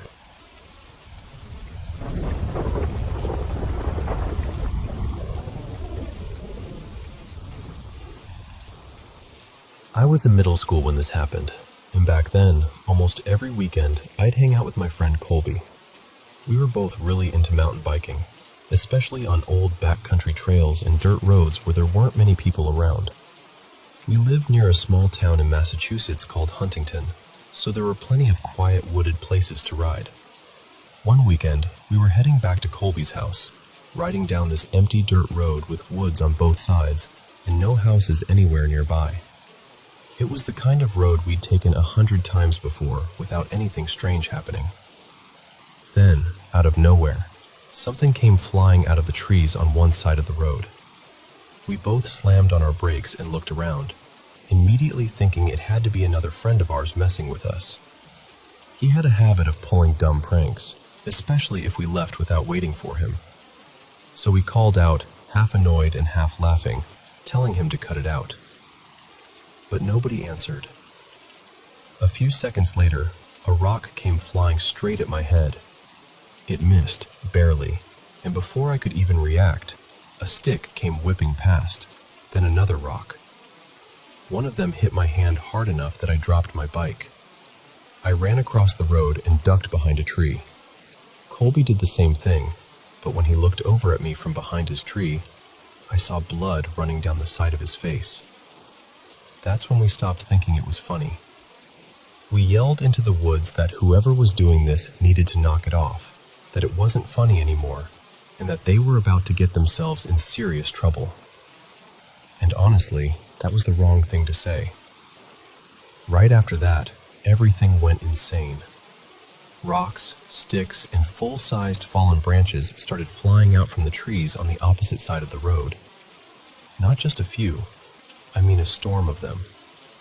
It was so much that there was no way one person was throwing it. Not even 10 people. It felt like it would have taken a whole crowd hiding in the woods to throw that much at once. And some of the branches were way too big for anyone to throw like that. The strangest part was the way they moved. They didn't arc through the air like normal thrown objects. They shot past us in perfectly straight lines, like they were being launched from something invisible, then disappeared deeper into the woods behind us. We stayed pinned behind those trees for what felt like forever. It was probably close to 10 minutes, but when you're scared like that, time stretches into something meaner. Finally, Colby started yelling that we were sorry and that we'd leave.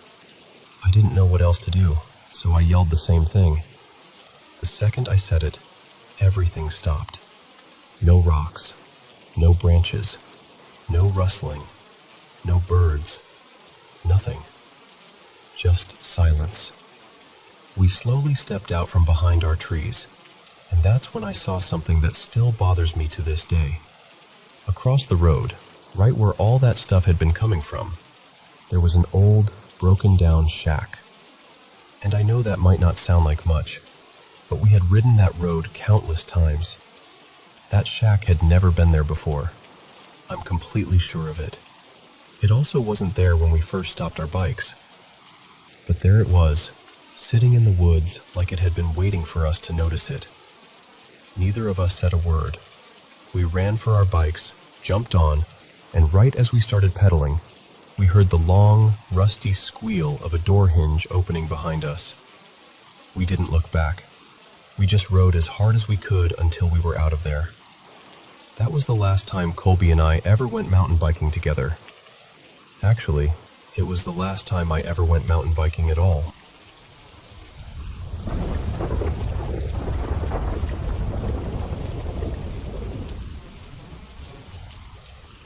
I'm 20 now, and I still live with my parents out in the countryside. Our place is pretty isolated, and it sits near what used to be a major battle site from the Taranaki Wars here in New Zealand. I don't know if that matters, or if my brain just likes adding extra shadows to things, but it's always been in the back of my mind. The house itself is split into two very different parts. There's the original farmhouse, which was built around the 1920s, and then there's the newer extension that was added sometime in the late 80s or early 90s. I sleep in the newer part, and I'm grateful for that, honestly, because the older side of the house has always felt wrong to me. Not evil exactly, just heavy, stale. Like the air in there has been holding its breath for 100 years. There's a doorway that connects the new part to the old farmhouse, and sometimes when I look through it, I get this awful feeling that something on the other side is looking back. I know people scare themselves all the time, especially in old houses, but this has never felt like ordinary nerves. The first time something really strange happened was about a year or so ago. My girlfriend, Leah, was over, and the rest of my family had gone to visit relatives a few hours away. The house was completely empty except for us. Or at least, it was supposed to be. We were in my room, and while we were together, I suddenly heard someone yell my name from the living room. Clear as anything. The living room is in the old part of the house. At first, I thought maybe I'd imagined it.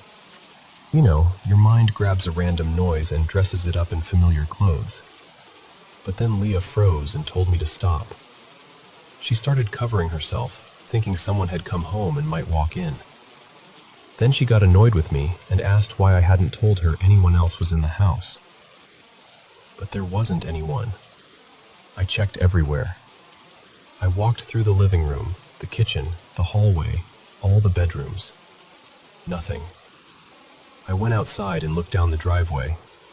Only my car was there. I checked the sheds too, just to calm myself down, but they were empty. We tried to laugh it off after that, though neither of us really found it funny. A little later, my dog suddenly went absolutely wild. Not barking at the road. Not barking at a possum or someone outside. He was standing in the doorway, between the new part and the old part of the house, staring straight into the living room. He wouldn't move. He just kept barking into that room like something was standing there. That was when the whole thing stopped feeling like a weird little moment and started feeling real. Since then, I've heard my name called when I'm home alone more times than I can count. Sometimes it sounds like one of my parents.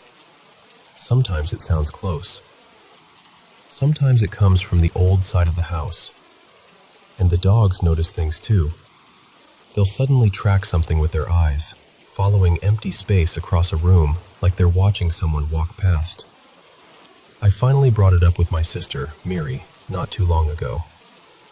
I told her I was starting to think the house might actually be haunted. I kind of wish I hadn't asked. Her room is in the old farmhouse section, and she told me that most nights she wakes up and sees her blankets slowly sinking down like something had been underneath them and was slipping away. She also said she often feels someone sitting at the end of her bed. Not hears it, feels it, like the mattress actually dips. Then there was this one time when my parents were away on holiday, and it was just me and my siblings at home for a few weeks. I was at work when Miri texted me asking what I wanted. I had no idea what she meant. She said I had just yelled her name from somewhere in the house. But I wasn't there. I know she could have been messing with me, but honestly, I don't think she was. And she's not the only one in the family who thinks something is wrong with that old part of the house. I don't know what's there. I don't know if it's tied to the land, or the farmhouse, or the history underneath it all. But I know this much. When the old side of the house goes quiet, it doesn't feel empty. It feels like it's listening.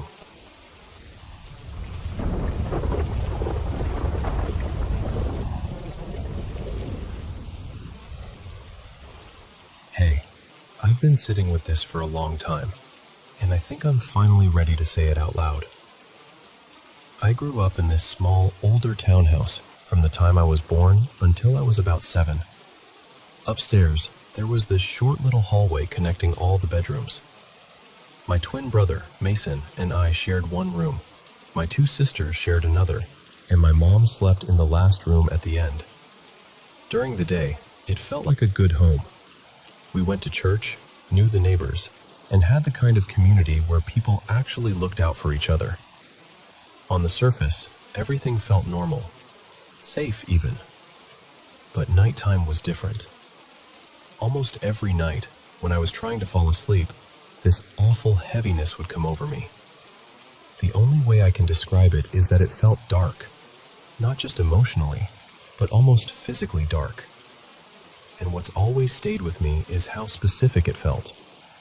It was like that presence would begin near the bedroom door, move slowly across the room, and then somehow drift out through the second-floor window and disappear into the night air. I know how strange that sounds. I do. But as a kid, it felt completely real.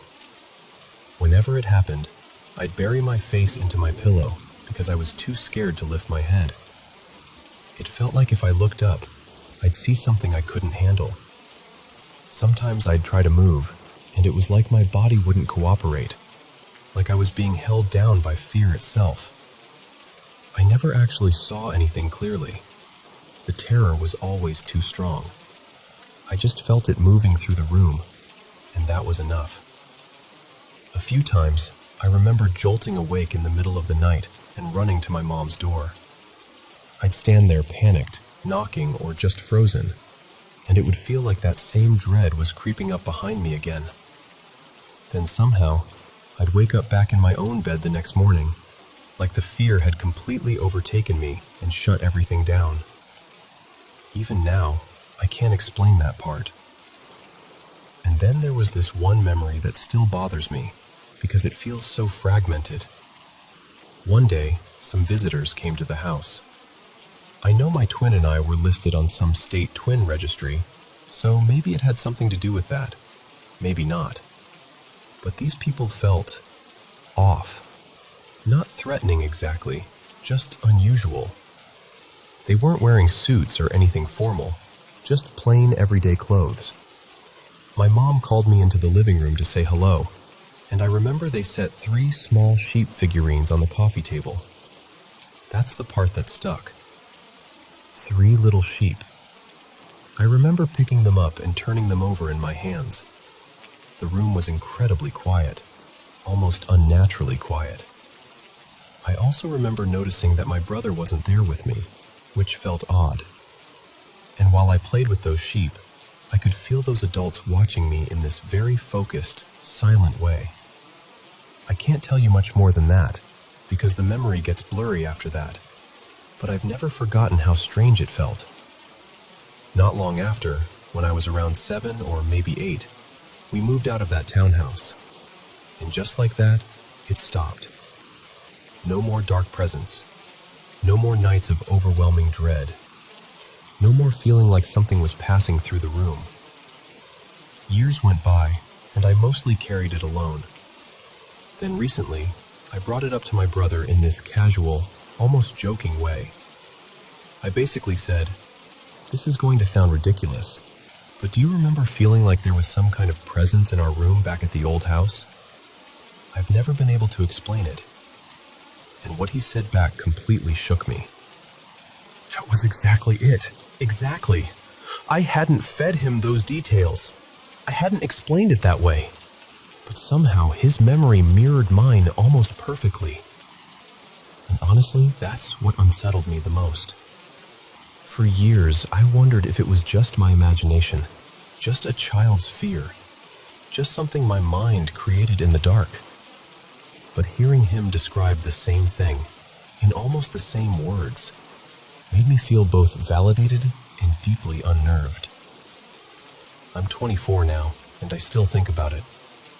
I've struggled with anxiety, with withdrawing from people, with carrying this sense that something happened even if I can't fully name it. I'm not sharing this because I want to make it more dramatic than it was. I'm sharing it because I genuinely want to understand it. I want to know what happened in that house, or at least make peace with the fact that I may never fully know. More than anything, I want to heal. I want to stop feeling like that fear belongs to me forever. And maybe saying it out loud like this is the first step.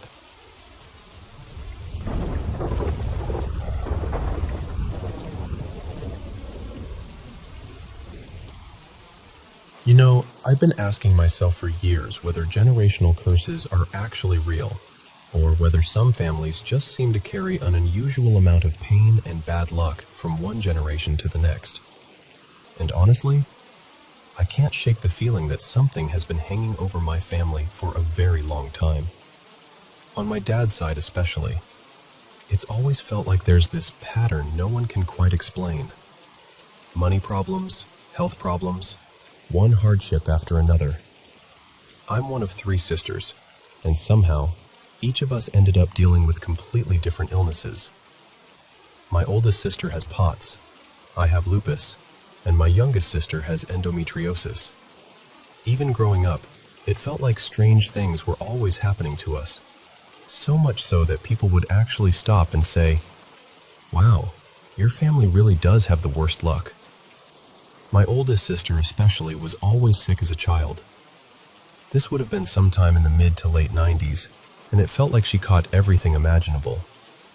At one point, doctors were even stunned by one illness she had because they said it was so uncommon in humans.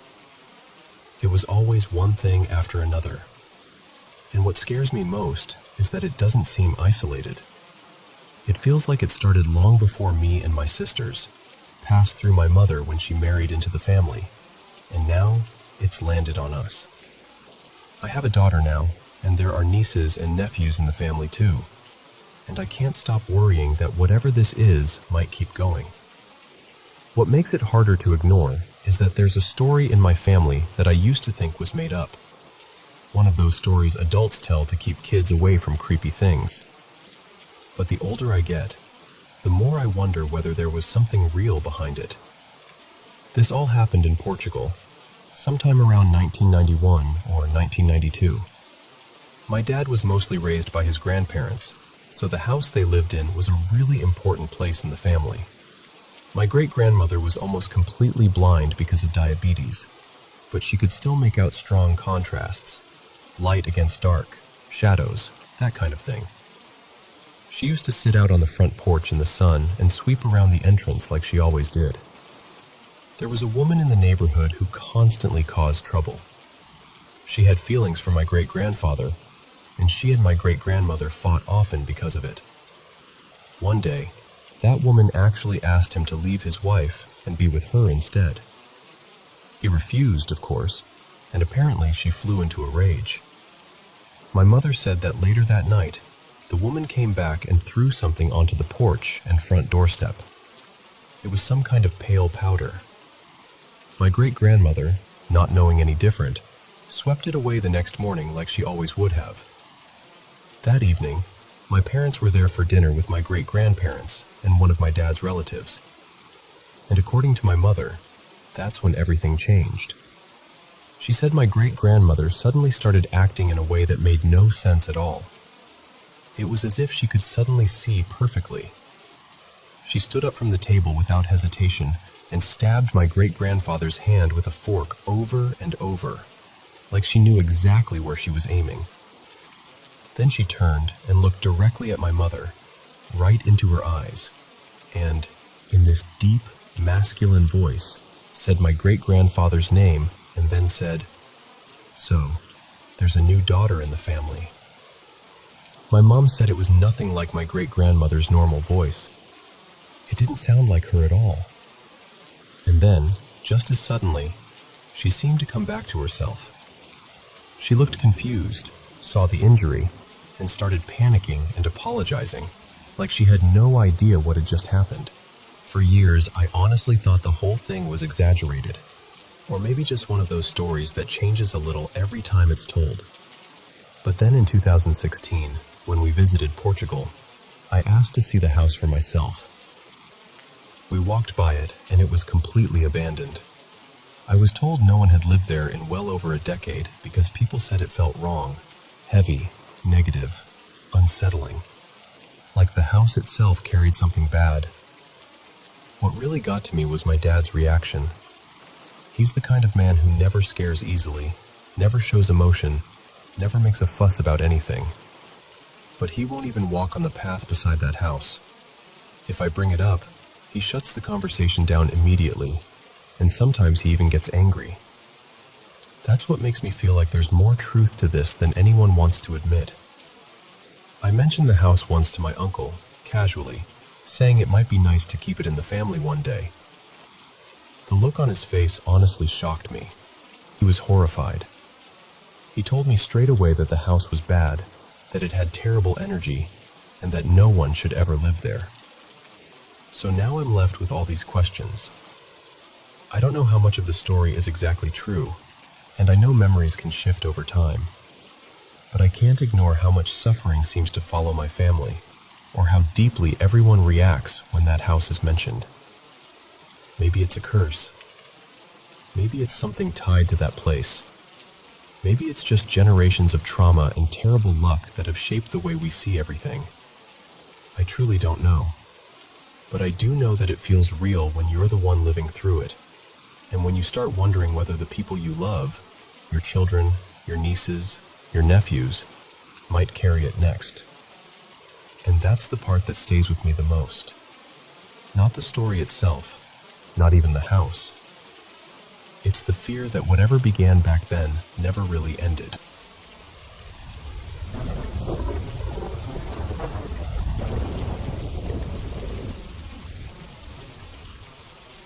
I've had strange experiences for as long as I can remember. Ever since I was little, I've noticed things that other people would probably call paranormal.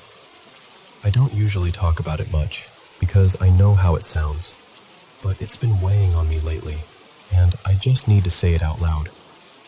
My family moved into this house about 6 years ago, and as far as we know, there's nothing unusual about it.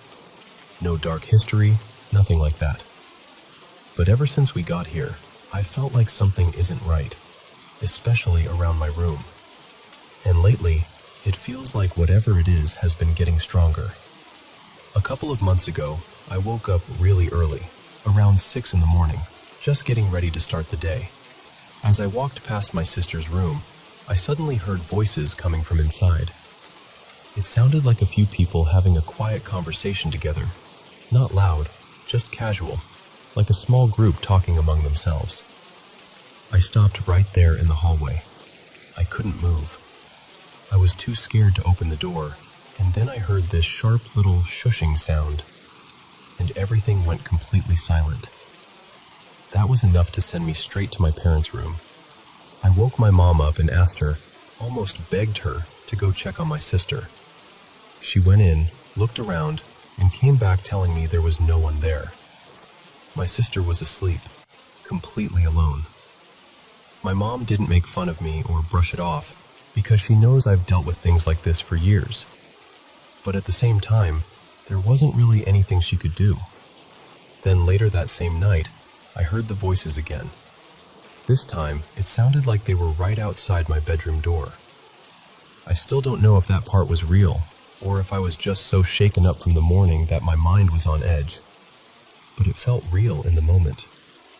Then, about a month later, something else happened. I had bought a standing fan for my room because it gets really warm at night. The fan used to rotate on its own, but it had been broken for a long time, and by then it only moved if someone physically pushed it. One night I was lying in bed, half awake, half asleep, and I suddenly got that awful feeling that someone was watching me. I started looking around the room, thinking maybe my cat had snuck in, and for a second, I locked eyes with something. At first, my eyes hadn't fully adjusted to the dark, so I couldn't make it out clearly, but the moment they did, it was gone. Then I looked over at the fan and watched it slowly turn on its own toward the curtains. The air caught them immediately, and they started moving wildly. I just stared at it, frozen. Eventually, I forced myself out of bed and turned the fan back toward me. Maybe it was nothing. Maybe it was some weird coincidence.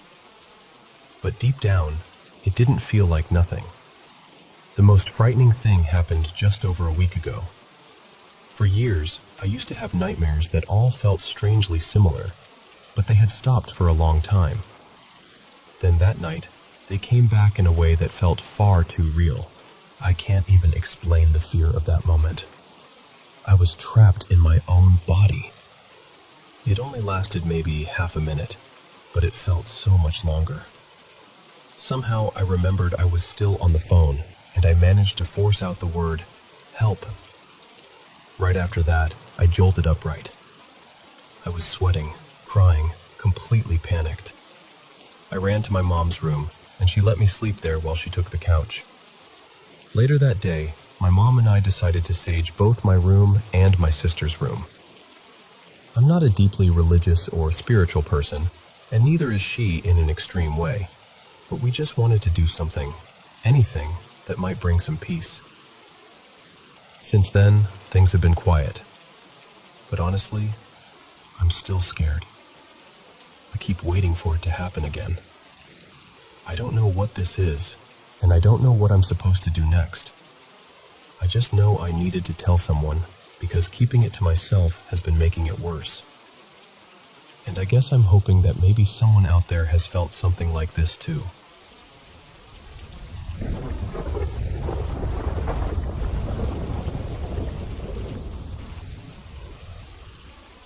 So I'm from Kerrville, Texas, about an hour or so northwest of San Antonio, and I've lived out here close to a decade now. I'm really used to country life. I see deer all the time, almost every single day, honestly.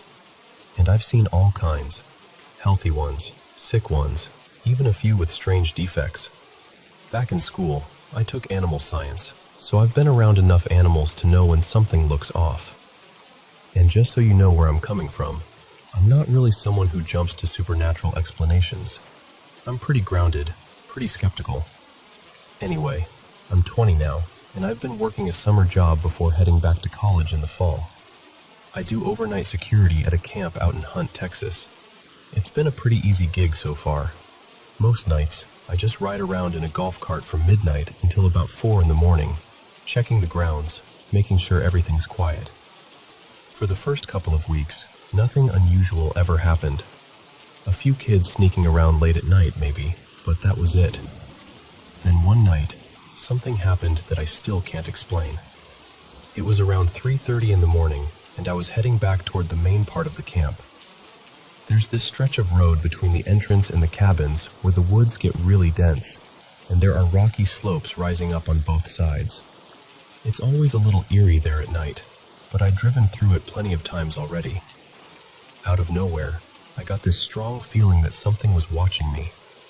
You know that feeling when your body notices something before your brain catches up? It was like that. So I started scanning the trees, thinking maybe one of the campers had wandered out or something. And then, I saw it. Up on the ridge, maybe 15 or 20 feet from the path, there was what looked like a deer standing there and staring straight at me. At first, my brain tried to make it normal. It had the general shape of a doe, I guess, but almost immediately, I could tell something was seriously wrong. It was way too tall, easily around 8 feet, maybe more counting how it was standing on the incline. Its whole body looked unnaturally heavy, thick in a way that didn't make sense. Deer usually look balanced, you know? Their necks are slimmer, their heads fit their frame, everything looks proportionate. But this thing didn't. Its neck was thick and solid, and its head looked huge. It was standing beside a cedar tree, and its head and neck looked almost as wide as the trunk. What really got me, though, was the face. I can't even explain that part well. It wasn't like glowing eyes or anything dramatic like that. It was subtler, which somehow made it worse. The eyes just looked wrong. Empty, but focused. Kind of like when you look at bad taxidermy, and your brain instantly knows something isn't right, even if you can't say exactly why. I stopped and shined my flashlight toward it, trying to make sense of what I was seeing. I told myself maybe it was some huge buck at a weird angle, or maybe part of a tree stump catching the light in a strange way. I kept trying to come up with anything reasonable. But the longer I looked, the more certain I became that it was real, and that it wasn't anything normal. And then this feeling hit me. Not panic, exactly. Not even fear that it was going to attack me. It was more like this deep, sick feeling that I was looking at something that simply did not belong out there. Like whatever I was seeing wasn't supposed to exist. Later, when I came back through that same stretch on my way out, I looked up there again because part of me still wanted to prove to myself it had been a stump or a trick of the light. But it was gone. And when I looked at the spot where it had been standing, there was nothing there. No stump, no strange tree shape, nothing that even remotely matched what I'd seen. I've gone over it in my head again and again, trying to come up with a logical explanation, and I still can't. I know what deer look like. I know what weird-looking animals look like. This wasn't that. I honestly don't know what I saw that night, but whatever it was, it didn't feel natural.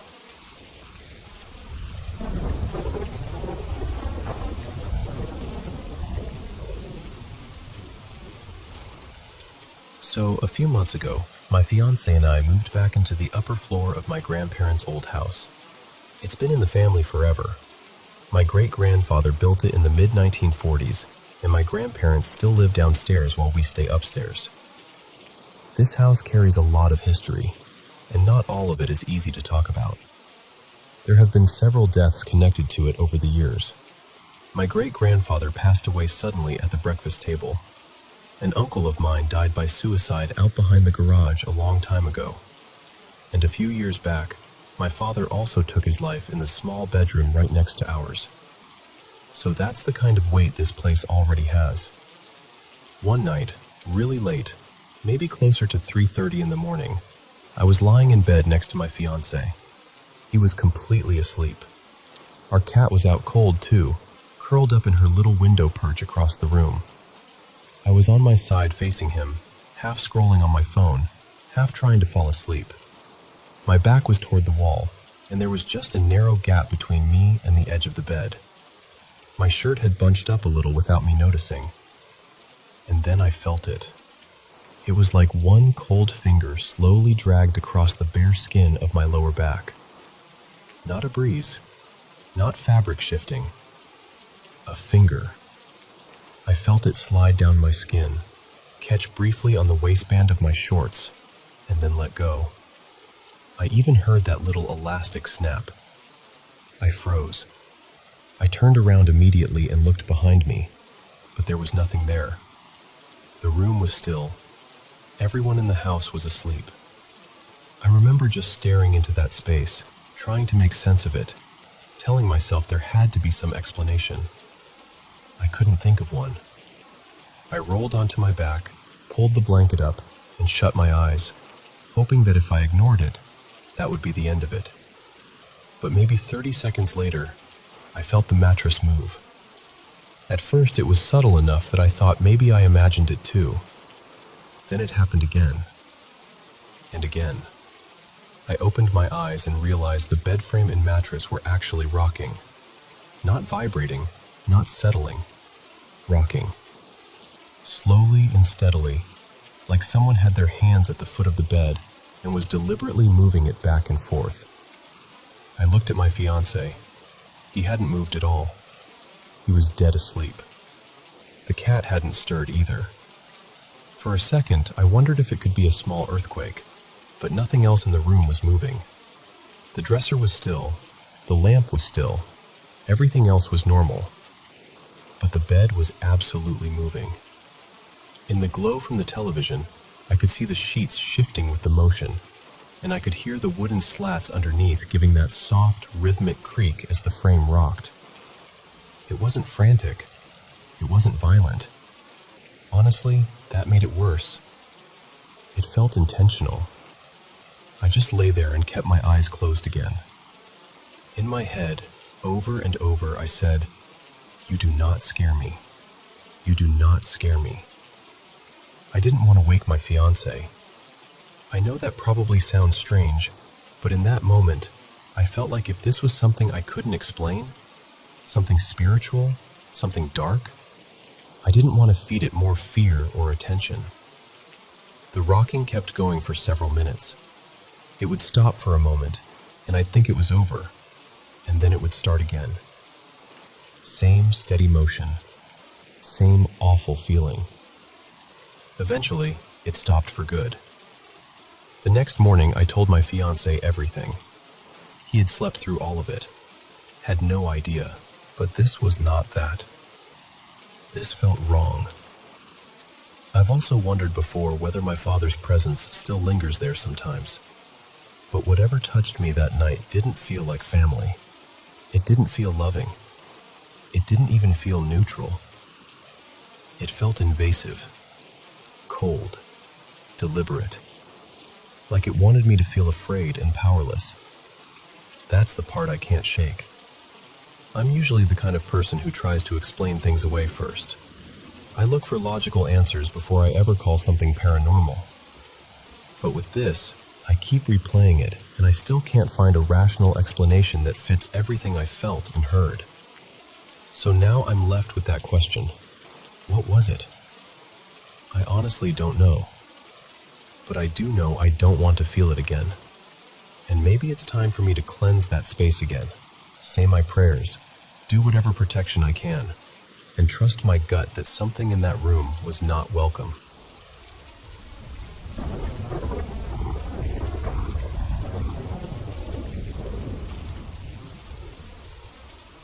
So I honestly don't even know the best way to tell this, because every time I go over it in my head, it still sounds unreal. A couple of years ago, when I was 22, I started dating my boyfriend, Ryan. He's a little older than me, and pretty early on, the first time I went over to his apartment, I noticed this handprint on the ceiling above his bed. Not a stain exactly, more like a mark that looked like an actual hand had been pressed there. I asked him about it, and he brushed it off like it was nothing, so I let it go. Later, once we'd been together a little while, he told me about this shirt he'd found before we met. He said he had gone to his parents' house one evening, and his dad mentioned there were still some old clothes in a laundry basket up in his childhood room. So he went upstairs to look through it, and sitting right on top was this black long-sleeve shirt covered in red bleach marks. When he opened it up, it was covered in these disturbing drawings and words. There was a satanic-looking symbol, a tree with a noose hanging from it, a figure hurting themselves, and the words RIPKL written across it. He brought it downstairs and asked everyone in the house if they knew where it came from. Nobody did. No one had seen it before, or at least that's what they said. He tossed it over a chair with the rest of the clothes he was taking back with him. But that same night, his family saw what they described as a shadow figure walk right out the front door and slam it behind itself. Ryan took the shirt back to his apartment and stuck it somewhere in his room. After that, he started seeing shadow figures in the bedroom and in the hallway. The handprint on the ceiling, the one I noticed that first day, showed up after one of those nights. He said he saw something in the room the night before, then woke up and the mark was there. Eventually, he moved the shirt into the closet in the spare room because it was freaking him out. And after that, flies and bugs started showing up dead right outside the closet door. Now, me being me, I was obviously concerned, but I was also curious. Maybe a little too curious. At one point, he went to get the shirt to show me, and then came back empty-handed. He said it wasn't where he left it. We figured maybe he had moved it and forgot. About a month later, I was away on vacation while he was in the middle of moving. We were on FaceTime, and I asked if he had ever found that shirt. He said no, which made no sense because by then, he had packed basically everything he owned. Then a few days later, while we were still on a call, he opened an empty dresser drawer in the new place to put some clothes away, and there it was. The shirt was sitting inside, perfectly folded, right in the center of the drawer, like someone had placed it there carefully. After that, he just kept it. He shoved it in a closet and tried not to think about it. A few months later, I ended up moving in with him because life got messy, and it just made sense. But I told him immediately that I did not want that shirt anywhere near our bed. So he moved it under the kitchen sink. And almost right away, the smell started.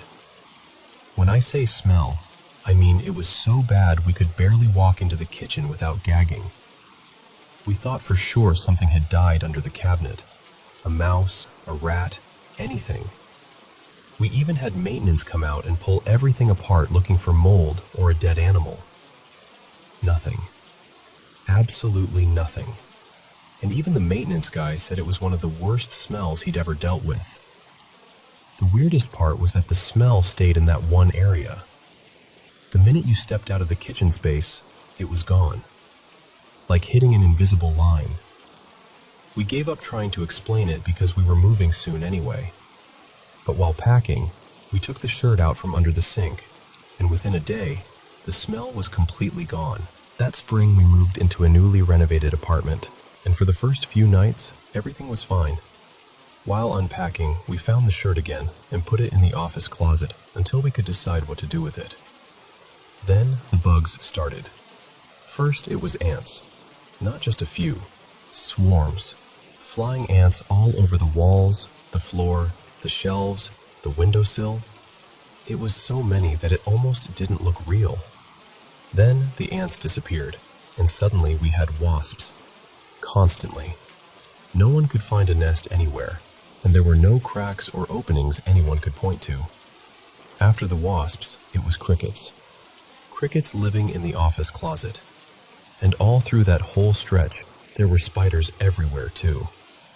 Then one day, while the cricket thing was still going on, Ryan was walking into the kitchen, and one of the crystals on my shelf got thrown across the room. Not fell, thrown. I heard it hit, and he came running in at the exact same time. That was the moment I was done.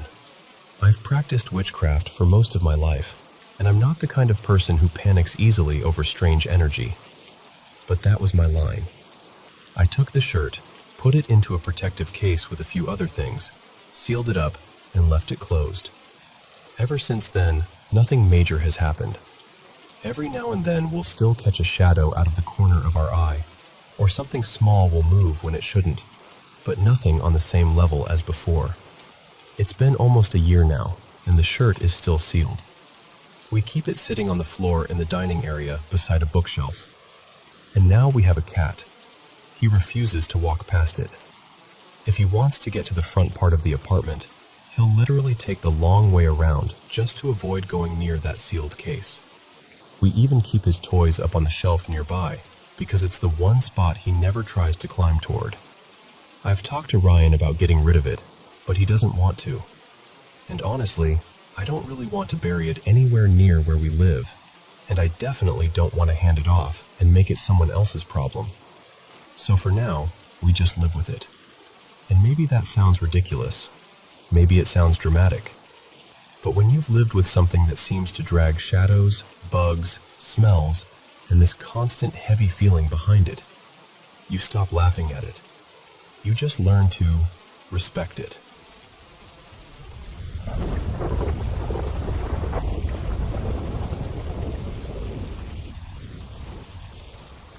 So this happened about a year and a half ago, and I still get chills thinking about it. My friend Marcus and I were driving back from Washington, D.C. to Myrtle Beach. He was around 36 at the time, and it was supposed to be one of those easy, laid-back road trips. We were just talking, smoking, trying to enjoy the ride. And I only mentioned the cigarettes because that little detail ended up mattering way more than it should have. At some point, the GPS rerouted us, said it found a faster way. You know how sometimes you trust it even when it feels wrong? Yeah, that was one of those times. What should have been a quick stretch of road suddenly started dragging on forever. A drive that felt like maybe half an hour somehow turned into this endless crawl through a place neither of us recognized. It was around 7 that evening, maybe a little after, and the sun was already gone. That's when we started realizing something felt off. We were driving through this tiny town, or at least I guess it was a town, but it barely looked lived in. Hardly any lights anywhere. Most of the houses were completely dark, and the few that had light gave off this weak yellow glow, like an old lamp in the back of a room. Some of the homes looked so run down it was hard to believe anyone had been inside them for years. No people outside, no cars moving, no sound, just empty streets. And the strangest part was, it felt like we kept passing the same blocks over and over again, like we weren't actually getting anywhere. Then we realized our lighter was gone, just gone. We pulled over and searched everywhere, under the seats, in the center console, our jackets, the floorboards, everywhere. Nothing. Marcus started getting really worked up. He kept saying, "Man, I need a cigarette. I need one right now." I was trying to joke around, trying to keep things calm, but honestly, I was feeling it too. The whole place had this pressure to it, like the air itself was wrong. Eventually, we spotted this little roadside stop that looked kind of like a gas station, but honestly, calling it that feels generous. It looked half dead. No real signage, no bright pumps, nothing normal. Just this small building sitting there like it had been forgotten. There was a pale woman outside smoking. I remember her looking up at us before we even got close. Then she glanced inside toward another woman sitting at a table, like they both already knew we were coming. After that, she went back in. Marcus said he was just going to run inside and grab a lighter, and I stayed in the car. A couple minutes passed, then 5, then 10. By the time maybe 15 minutes had gone by, I was seriously thinking about going in after him. And then, suddenly he came rushing out, yanked the door open, got in the passenger seat and just said, "Go, just go." I looked over at him and he was pale. I mean really pale. Like he'd just seen something he couldn't explain. Once we were driving, he finally told me what happened. He said the woman's fingertips were purple. Not stained, purple. He said it was the first thing that made his stomach drop. Then when he tried to buy the lighter, the register mysteriously stopped working. They kept making him wait, kept stalling, barely saying anything useful, just kind of keeping him in there. He said the whole time it felt like they didn't want him to leave. That was enough for me, so I drove. About 10 minutes later, we were back in Myrtle Beach. We pulled into this market we'd both been to plenty of times, a place that should have felt familiar right away. But even there, for a few minutes, everything still felt wrong. The lights looked strange. The energy felt off. It was like the world hadn't fully settled back into place yet. I remember thinking, clear as day, if the usual employees aren't in here, we are in serious trouble. For the first minute or two, I didn't see anybody I recognized, and my heart was pounding. But then, little by little, familiar faces showed up, normal sounds came back, and it was like reality started locking back into place. I still can't explain where that town was. I've tried to think of every logical answer. Maybe we were tired. Maybe we were just creeped out and feeding off each other's nerves. Maybe it was some forgotten little place in the middle of nowhere, and our minds filled in the blanks. But deep down, that's not what it felt like. It felt like we crossed into somewhere we were never supposed to be. Somewhere time moved wrong. Somewhere people weren't really living so much as existing. And for a little while, it honestly felt like that town had already surrendered itself to something dark.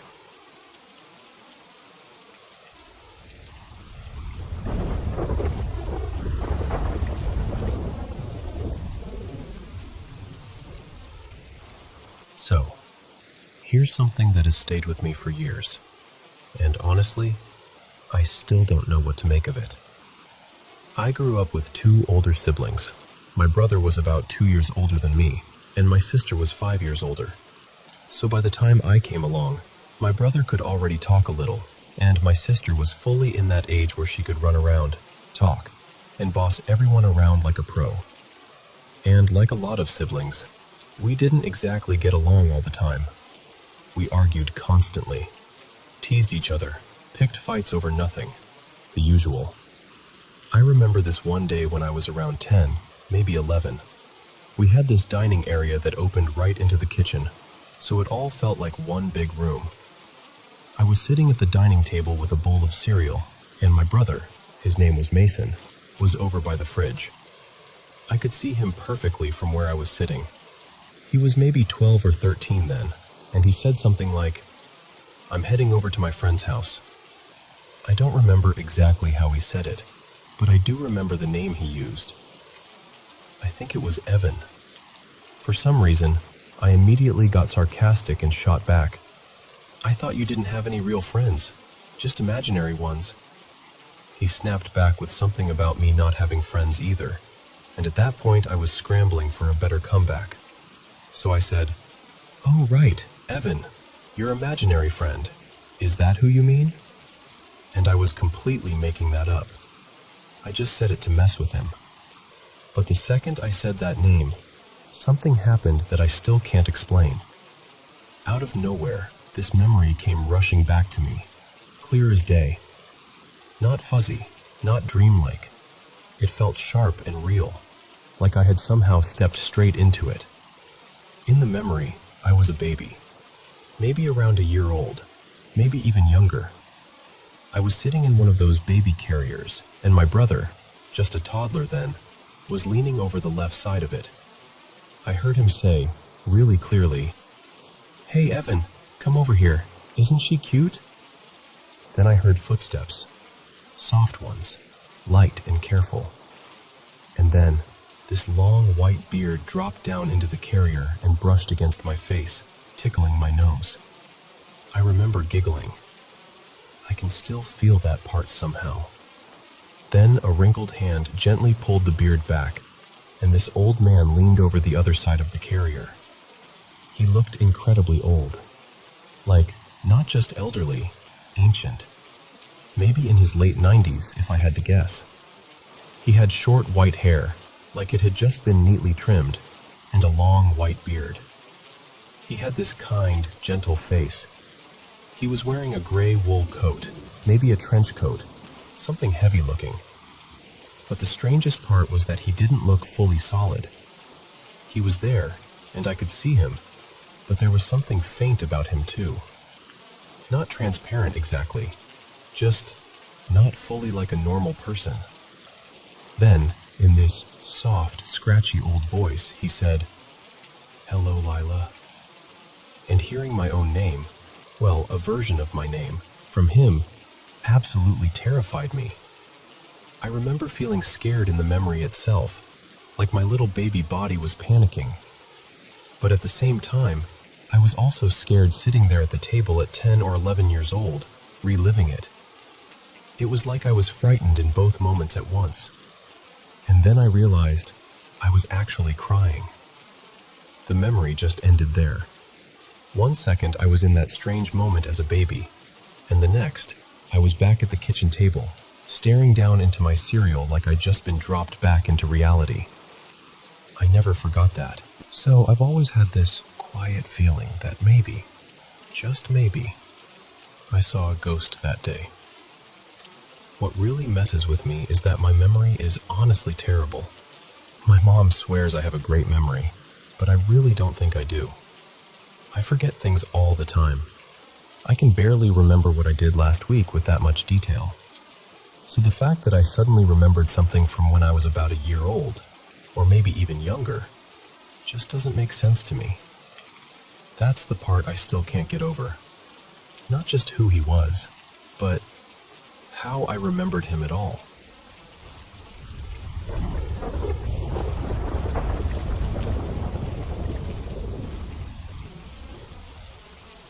I've told this story a few times in my head, but saying it out loud still gives me chills.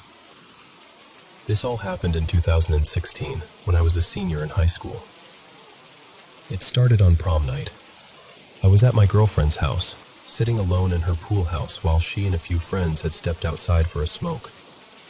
I kept every light off because we didn't want her mom noticing we were still awake. So I was just sitting there in the dark, scrolling on my phone, waiting for them to come back. It had probably been 20 or 30 minutes when I suddenly heard it, clear as day, footsteps in the grass right outside. Not one or two either, more like 9 or 10 steady steps, like someone was walking right up to the building. I called out, thinking my friends were back, but nobody answered. That feeling hit me immediately, like the air had changed.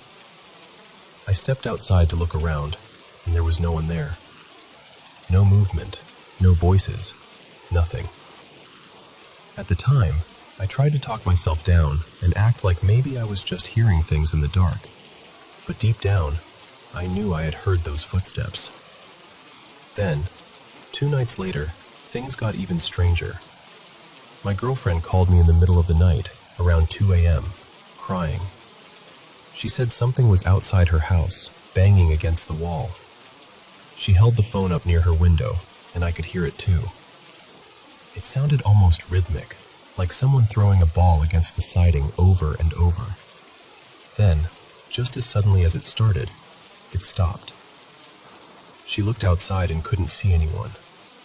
Now, even before that week, we'd already half joked that her house felt haunted. There was always this weird heaviness there, like you were never fully alone. But after the footsteps and the banging, it stopped feeling like a joke.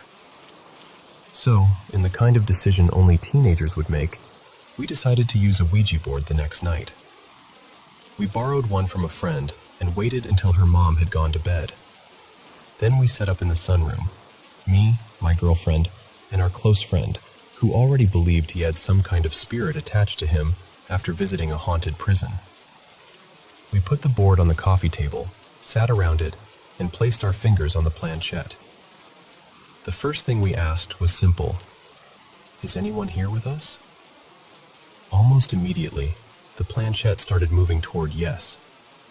We all froze and looked at each other, because no one expected it to happen that fast.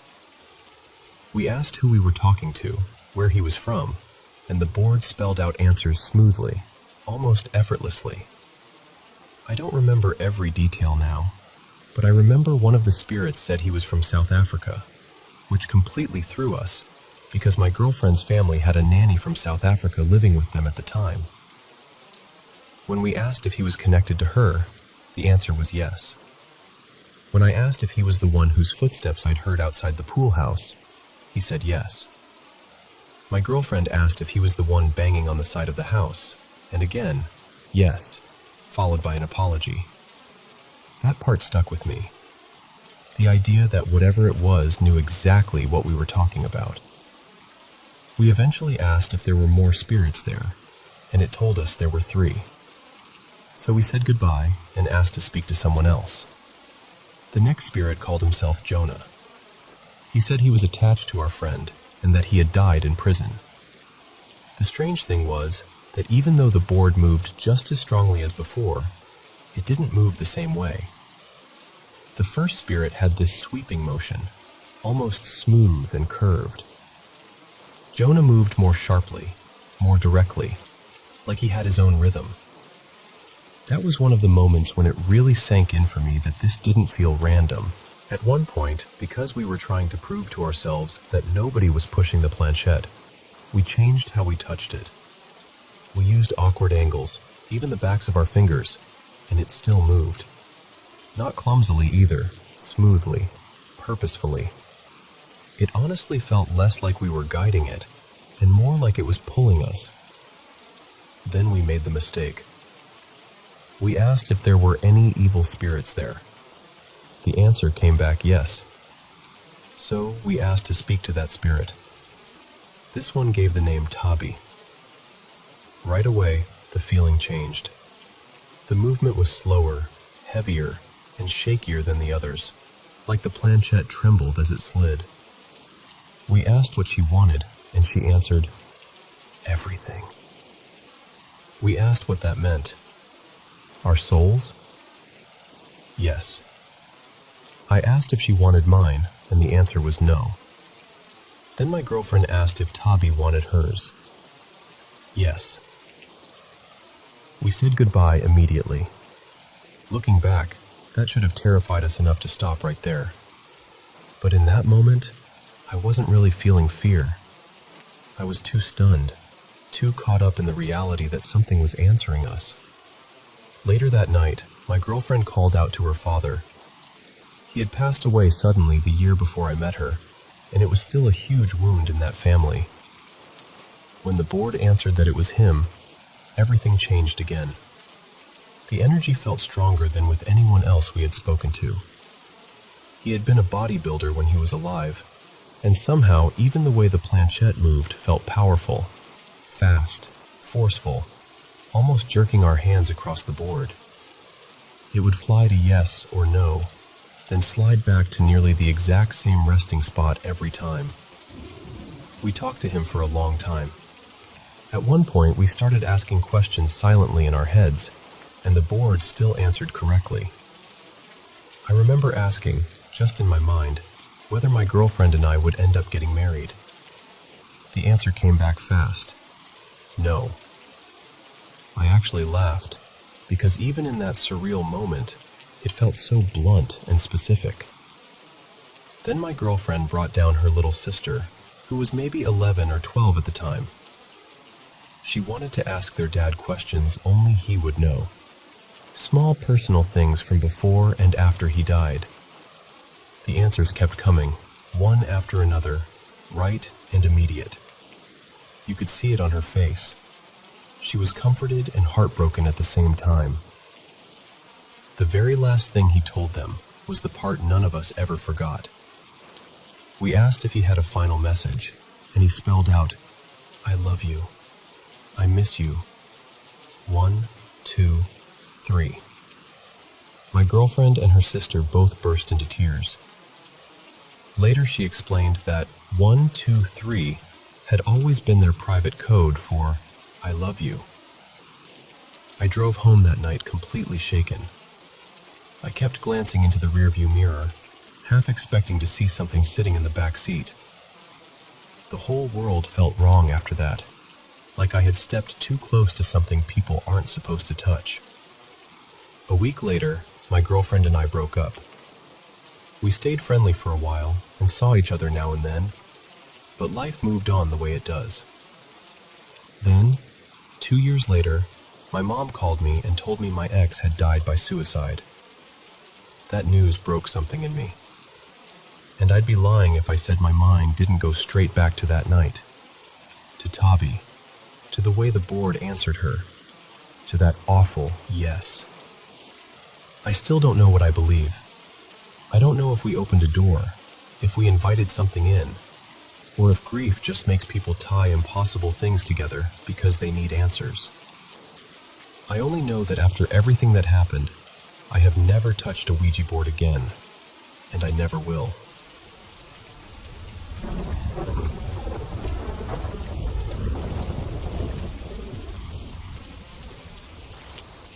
I still remember that drive up from New Jersey to Connecticut in the fall of 2008. The air had that sharp, clean bite to it, and the hills were covered in deep reds, golds, and orange leaves. It should have been one of those peaceful weekends you look back on with a smile. I was on my way to visit my old friend Sadie.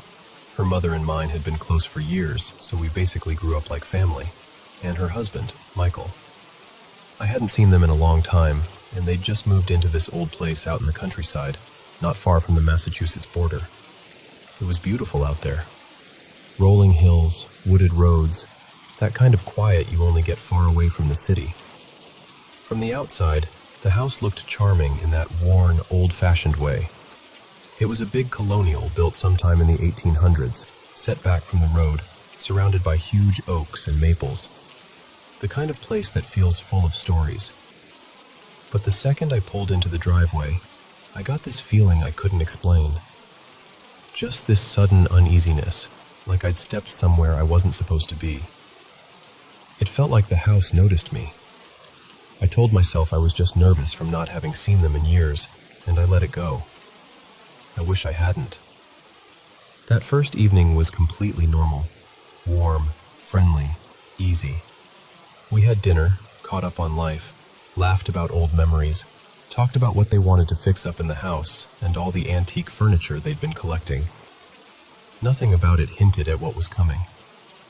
The first real thing happened on the second night.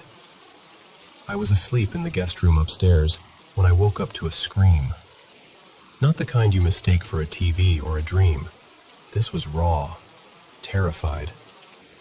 It sounded like it came from inside the house itself. I sat straight up in bed, heart pounding, just listening. Then everything went silent. I got up and stepped into the hallway, trying to figure out where it had come from. The air felt strange, heavier somehow. But by the time I moved toward the sound, it had stopped, completely. Like whatever made it knew I was listening. I stood there for a while, debating whether I should wake Sadie and Michael, but I didn't want to scare them over something I couldn't explain. So I went back to my room. Then I heard it again. Louder this time. And right after it, this low, awful laugh. I've never heard anything like that before or since. It didn't sound human. It sounded cruel, deliberate, like something was enjoying my fear. What made it worse was that neither of them woke up. I kept thinking, how are they not hearing this? Over the next few hours, things just kept getting worse. My room turned freezing cold even though the heat was running. I heard footsteps in the hallway, then whispers. I couldn't make out the words, but I could hear them coming through the walls, low and threatening. Out of the corner of my eye, I kept seeing movement, shadows twisting where there shouldn't have been anything. At some point, near dawn, I woke up again and saw something on the walls. At first I thought I was dreaming, but I wasn't. There was this thick black liquid slowly seeping out of the plaster. It was dark and glossy and wrong, and the smell hit me almost immediately. Rot, sulfur, something metallic underneath it. It was so strong it turned my stomach. I stumbled out of bed, half choking on the smell, and that's when I finally ran to wake them up. I must have sounded completely out of my mind, because I was trying to explain screams and laughter and the walls leaking black sludge all at once. They looked worried, but skeptical. Like maybe I'd had some kind of nightmare. Then Michael went upstairs to check. I'll never forget his face. Sadie came up behind him, saw the wall, and started panicking. Whatever that substance was, it was still there, thick and wet, sliding down the plaster. And then, as if that wasn't enough, Michael looked out the window and stepped back so hard he nearly tripped. There was something outside.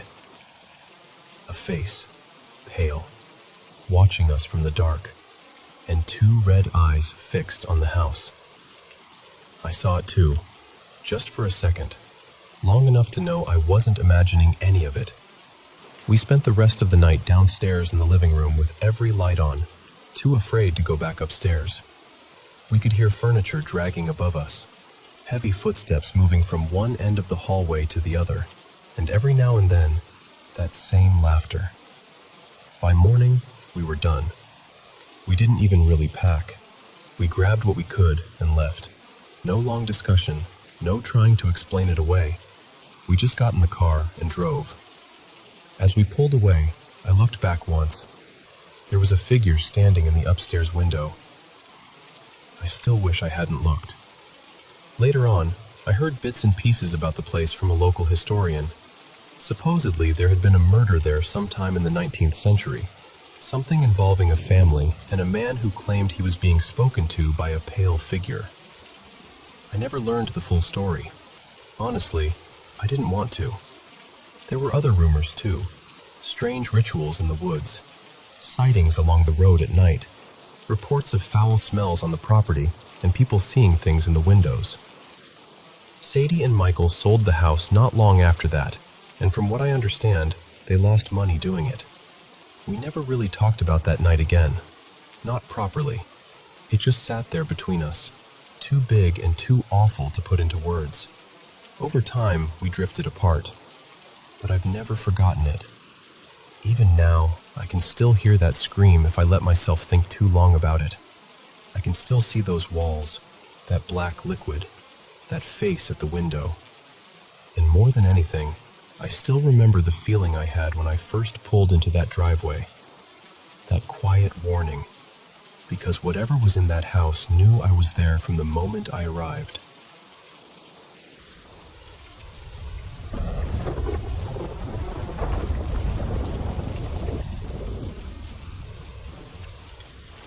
So I need to tell you about something that happened a while back, because even now, I still can't explain it without getting a chill. I woke up in the middle of the night with this incredibly specific feeling that someone was lying behind me in bed. Not just a vague sense that I wasn't alone. I mean, I could actually feel the weight of a person there, like a full-bodied presence pressed into the mattress. What woke me was the fact that it started to move. Then, whatever it was seemed to get up. I felt the mattress slowly lift and settle the way it does when someone climbs out of bed. It was such a familiar sensation, you know? The kind you recognize instantly if you've ever shared a bed with someone. That soft rebound of the mattress, that subtle shift in weight. It felt completely real. But the strange part was, after that, there was nothing. No footsteps, no voice, no door opening, no sound at all. I was still in that half-awake, foggy state, and for a second I actually thought it might have been my aunt, because she'd been visiting earlier that evening. But then I remembered she'd already gone home. The only other person in the house was my friend. We'll call him Eli. and he was sleeping downstairs. I knew for a fact he wouldn't have come up in the middle of the night. The moment that clicked, I rolled over fast and looked around my room. Nothing. No one standing there. No movement. No shadow slipping away. Just my room, completely still. Even my cat was curled up asleep near the end of the bed like everything was perfectly normal. I'm pretty sure it was somewhere between 2 and 3 in the morning, because I remember waking up once before that and once again later. The next morning, Eli and I were in the car with another friend, and I brought it up. I told them what I'd felt, mostly because it had weirded me out so badly, and I wanted to say it out loud. And as soon as I finished, Eli just looked genuinely unsettled. Then he told me that almost the exact same thing had happened to him that same night. He said sometime around 2:30 or so, he woke up because it felt like someone had dropped onto the bed beside him. Not gently either, more like a sudden plop. He'd been asleep on his back, felt the mattress move hard enough to wake him, turned to look, and there was nobody there. When we started talking more about it, I remembered that I'd had this weird, uneasy feeling before bed too. For no real reason, I'd gone around checking the locks downstairs and made sure my bedroom door was shut, which is not something I normally do. Eli said he'd felt off too, like he was being watched, and he'd had trouble getting to sleep. And I believed him immediately. I know him really well, and he's honestly such a bad liar that if he were making it up, I would have known right away. He also mentioned that he'd talked in his sleep a couple of times that night. The second time, he said he remembered mumbling something like, "I'm sorry," while he was having a bad dream. I never heard any of that from upstairs, but it added another layer of weirdness to the whole thing. Now, to be fair, we had watched a disturbing movie a couple hours before bed. So yeah, maybe that put us on edge a little.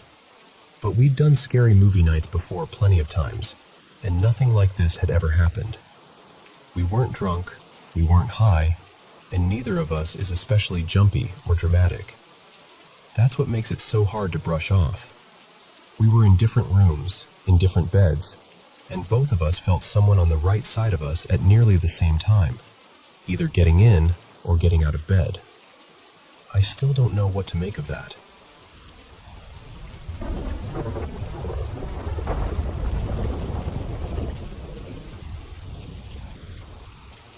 So, I've been living in this house for almost 6 years now. It's just me and my 2 sweet little dogs, and for a while, I really tried to convince myself that was the full list of residents here. But honestly, I don't think it is. The strange stuff started almost right away, maybe on the second or third night after I moved in. At first, it was little things, random banging sounds, footsteps when nobody else was there. That heavy feeling you get when something just feels wrong. I kept brushing it off, telling myself I was adjusting to a new place. But then one night, while I was half asleep, I heard, and actually felt, someone breathing right by my ear, like they were leaning over me and whispering. I jolted awake and told myself it had to be a dream. I wanted it to be a dream. Except it kept happening. Night after night. Not long after that, the bedroom light started turning on and off by itself. And I don't mean flickering. I mean the switch itself would physically move, like someone invisible was flipping it. The TV started doing the same thing. Then came the voices, faint at first, like people talking in the next room when I knew perfectly well I was alone. The first time it really shook me was one night when my friend Mara came over to watch a football game. We had dinner, hung out for a few hours, and she left sometime around 1 in the morning. A couple hours later, I got up to step out onto the porch. As I was walking back through the living room, clear as day, I heard a man's voice right in front of me say, "Your friend seems nice." I froze. It scared me so badly I felt it in my chest.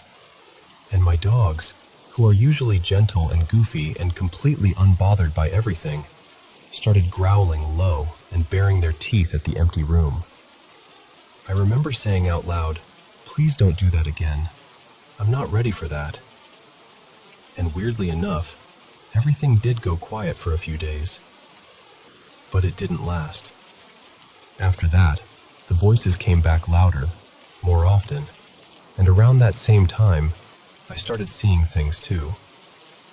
The first visual thing I ever saw happened while I was washing dishes. I looked up through the kitchen window and saw a young woman walking up my driveway.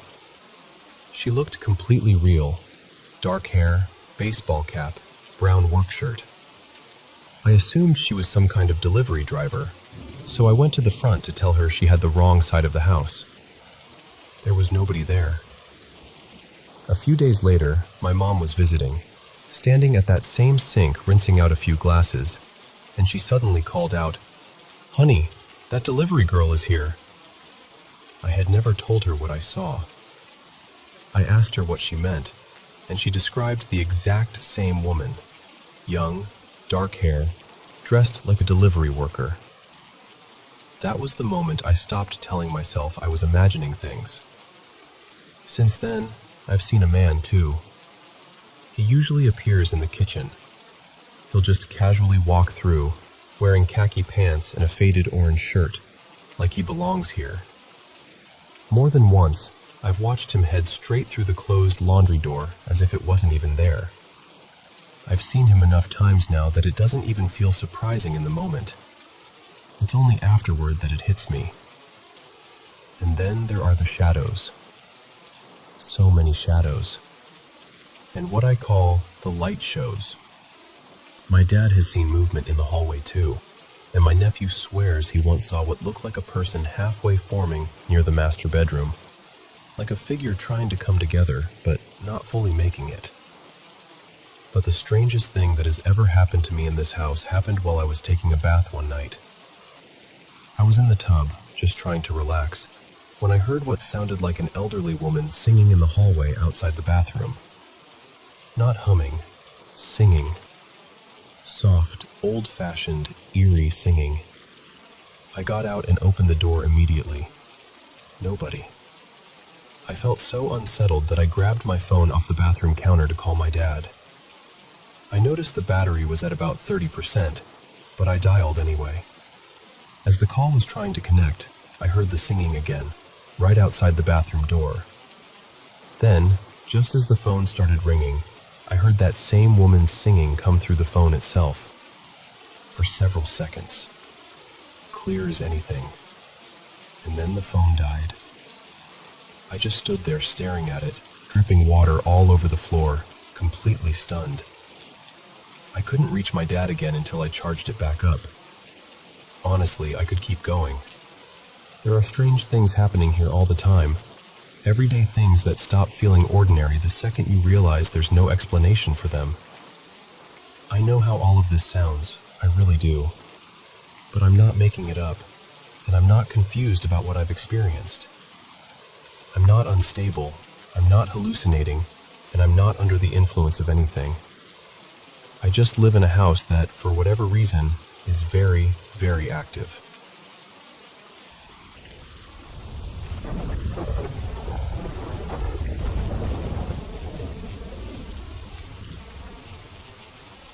Let me tell you about something that happened when my twin brother Eli and I were kids, around 8 years old.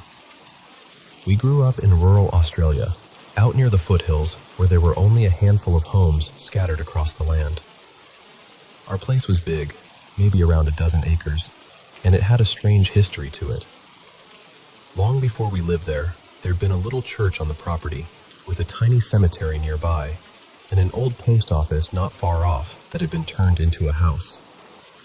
By the time we were there in the 1990s, all that remained of the church were the old concrete footings and the graves near the house. Years later, Mum told me that not long after we first moved in, I'd casually said that sometimes an old woman sat on the end of my bed. Apparently she never frightened me. She'd just sit there quietly and smile. My parents asked around and learned that a family who had once lived on the property had lost a young daughter there. They planted a fruit tree for her, and years later it had been cut down when the house was extended. My bedroom, they said, had been built right over where that tree once stood. And over the years, people connected to that property had all kinds of strange stories. But the experience I remember most clearly is the one my brother and I shared. At the time, I had 2 single beds in my room. Sometimes Eli would sleep in the second one. They were arranged in an L shape in the corner, with our heads near the same corner of the room. His bed was closer to the bedroom door, and mine was along the wall. One night, we'd both fallen asleep, and at some point in the dark, I woke up feeling this pressure on my head. At first, I thought it was him messing around, so I kept my eyes shut and told him to stop. And then he said, "I'm not doing anything. You stop pushing my feet." That's when I realized something was really wrong. I told him I was still in bed and not touching him, and he said he was in bed too. What both of us were feeling wasn't like hands exactly. It was more like this strange, surrounding force, gentle but very real, pressing around my head and around his feet. Not icy cold, not painful, just tingling, heavy, impossible to ignore. Then he told me, very seriously, not to open my eyes. That scared me immediately. I pulled the blankets up over my head and stayed completely still. I could still feel that pressure, like it was pushing me deeper into the mattress. It honestly felt like it went on forever, though it was probably only a few minutes. Then, little by little, it faded. After a while, he asked if I could still feel it. I said no. We whispered back and forth, trying to make sense of it, and then, because we'd seen it done on television, we pinched ourselves to check if we were dreaming. It hurt, so that didn't exactly comfort us, but somehow we settled down enough to go back to sleep. The next morning, we compared everything. We both knew it hadn't been a dream. We both felt the same thing at the same time. Then Eli told me what he saw. When he'd opened his eyes, he looked over toward me and said there were these little figures on top of my bed. He didn't know how else to describe them back then except as little goblin-like things, about 2 feet tall, moving in this eerie, playful way, silently stepping and swaying over me. He said they were smiling at him, and that smile scared him more than anything. Then he looked toward the bedroom doorway, which should only have been slightly open, and saw that it was wide open. He said it was completely black beneath the hood, except for 2 glowing red eyes. No face, no features, just darkness. He watched it turn its head toward him, then turn away, and move silently down the hall toward the front of the house. As it left, the little creatures hopped down off my bed and followed after it. No footsteps, no voices, no sound at all. That part has stayed with both of us our whole lives, not just because it was terrifying, but because we experienced it together. I didn't see what he saw, but I felt what he felt. And when morning came, our stories lined up in a way that still gives me chills. I've always felt there's more to this world than we understand. I don't claim to know what it was. Spirits, some kind of energy, something tied to old places, grief, memory, land. I honestly don't know.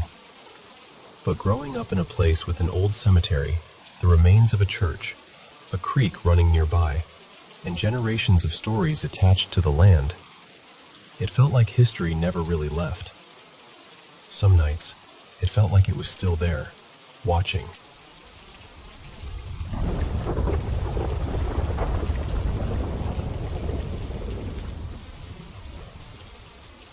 So, this happened on a Friday night, when I was staying over at my manager's house to watch the dogs until Saturday morning while she was out of town. I was sleeping in the guest room, and it was one of those stuffy rooms where everything was shut tight. The windows were closed, the door was closed, and there wasn't even a fan running. One of the dogs, the bigger one, was stretched out near my feet, and the tiny little one, seriously, small enough to fit in a handbag, was curled up right against my back. I had my face turned toward the edge of the bed, and sometime during the middle of the night, I suddenly woke up. Later, when I grabbed my phone, I saw it was exactly 3:20 a.m. What woke me up was the strangest feeling, like someone was gently fanning my face. Not a normal breeze, but the kind you'd feel if someone was waving their hand in front of you because you were hot. And at the same time, I could hear this faint voice, kind of crackly and distant, like words coming through static. I couldn't make out what it was saying at all. I just froze. I've had some unusual experiences before, things I'd definitely call supernatural, but this felt different. I got that full-body goosebump feeling, like the energy in the room had shifted. I was honestly scared to even open my eyes while it was happening. But the second I finally did open them, it all stopped. There was nothing there. I rolled over, and both dogs were still asleep like absolutely nothing had happened. The little one stirred only because I had to move to turn over. After maybe 10 minutes, I somehow calmed down enough to fall back asleep. This time, one dog was still at my feet, and the tiny one had curled up against my stomach. Then at 4:20 a.m., it happened again. Same breeze on my face, same distant, static-like voice.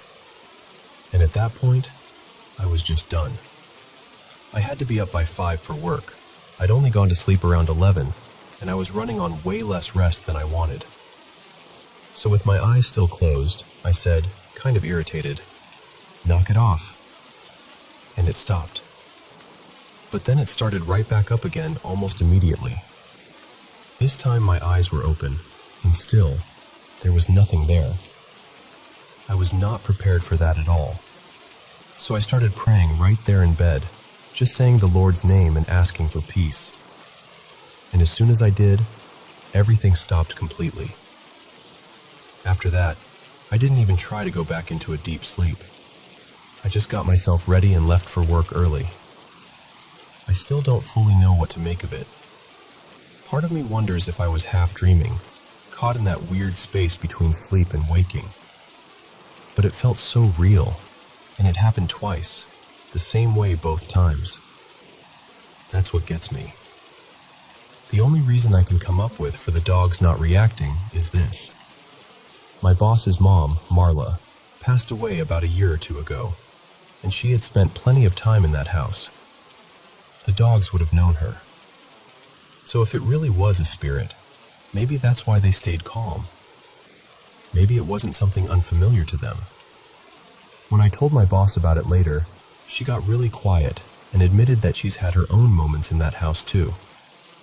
She said there are nights when she feels pressure beside her in bed, like someone sat down or climbed up next to her. But when she looks, there's nothing there. We've actually talked about me staying over again sometime in the next couple of months, and honestly, I don't know how I feel about that. The strange thing is, it didn't feel evil. It didn't feel threatening. It just felt present, like something was trying to get my attention.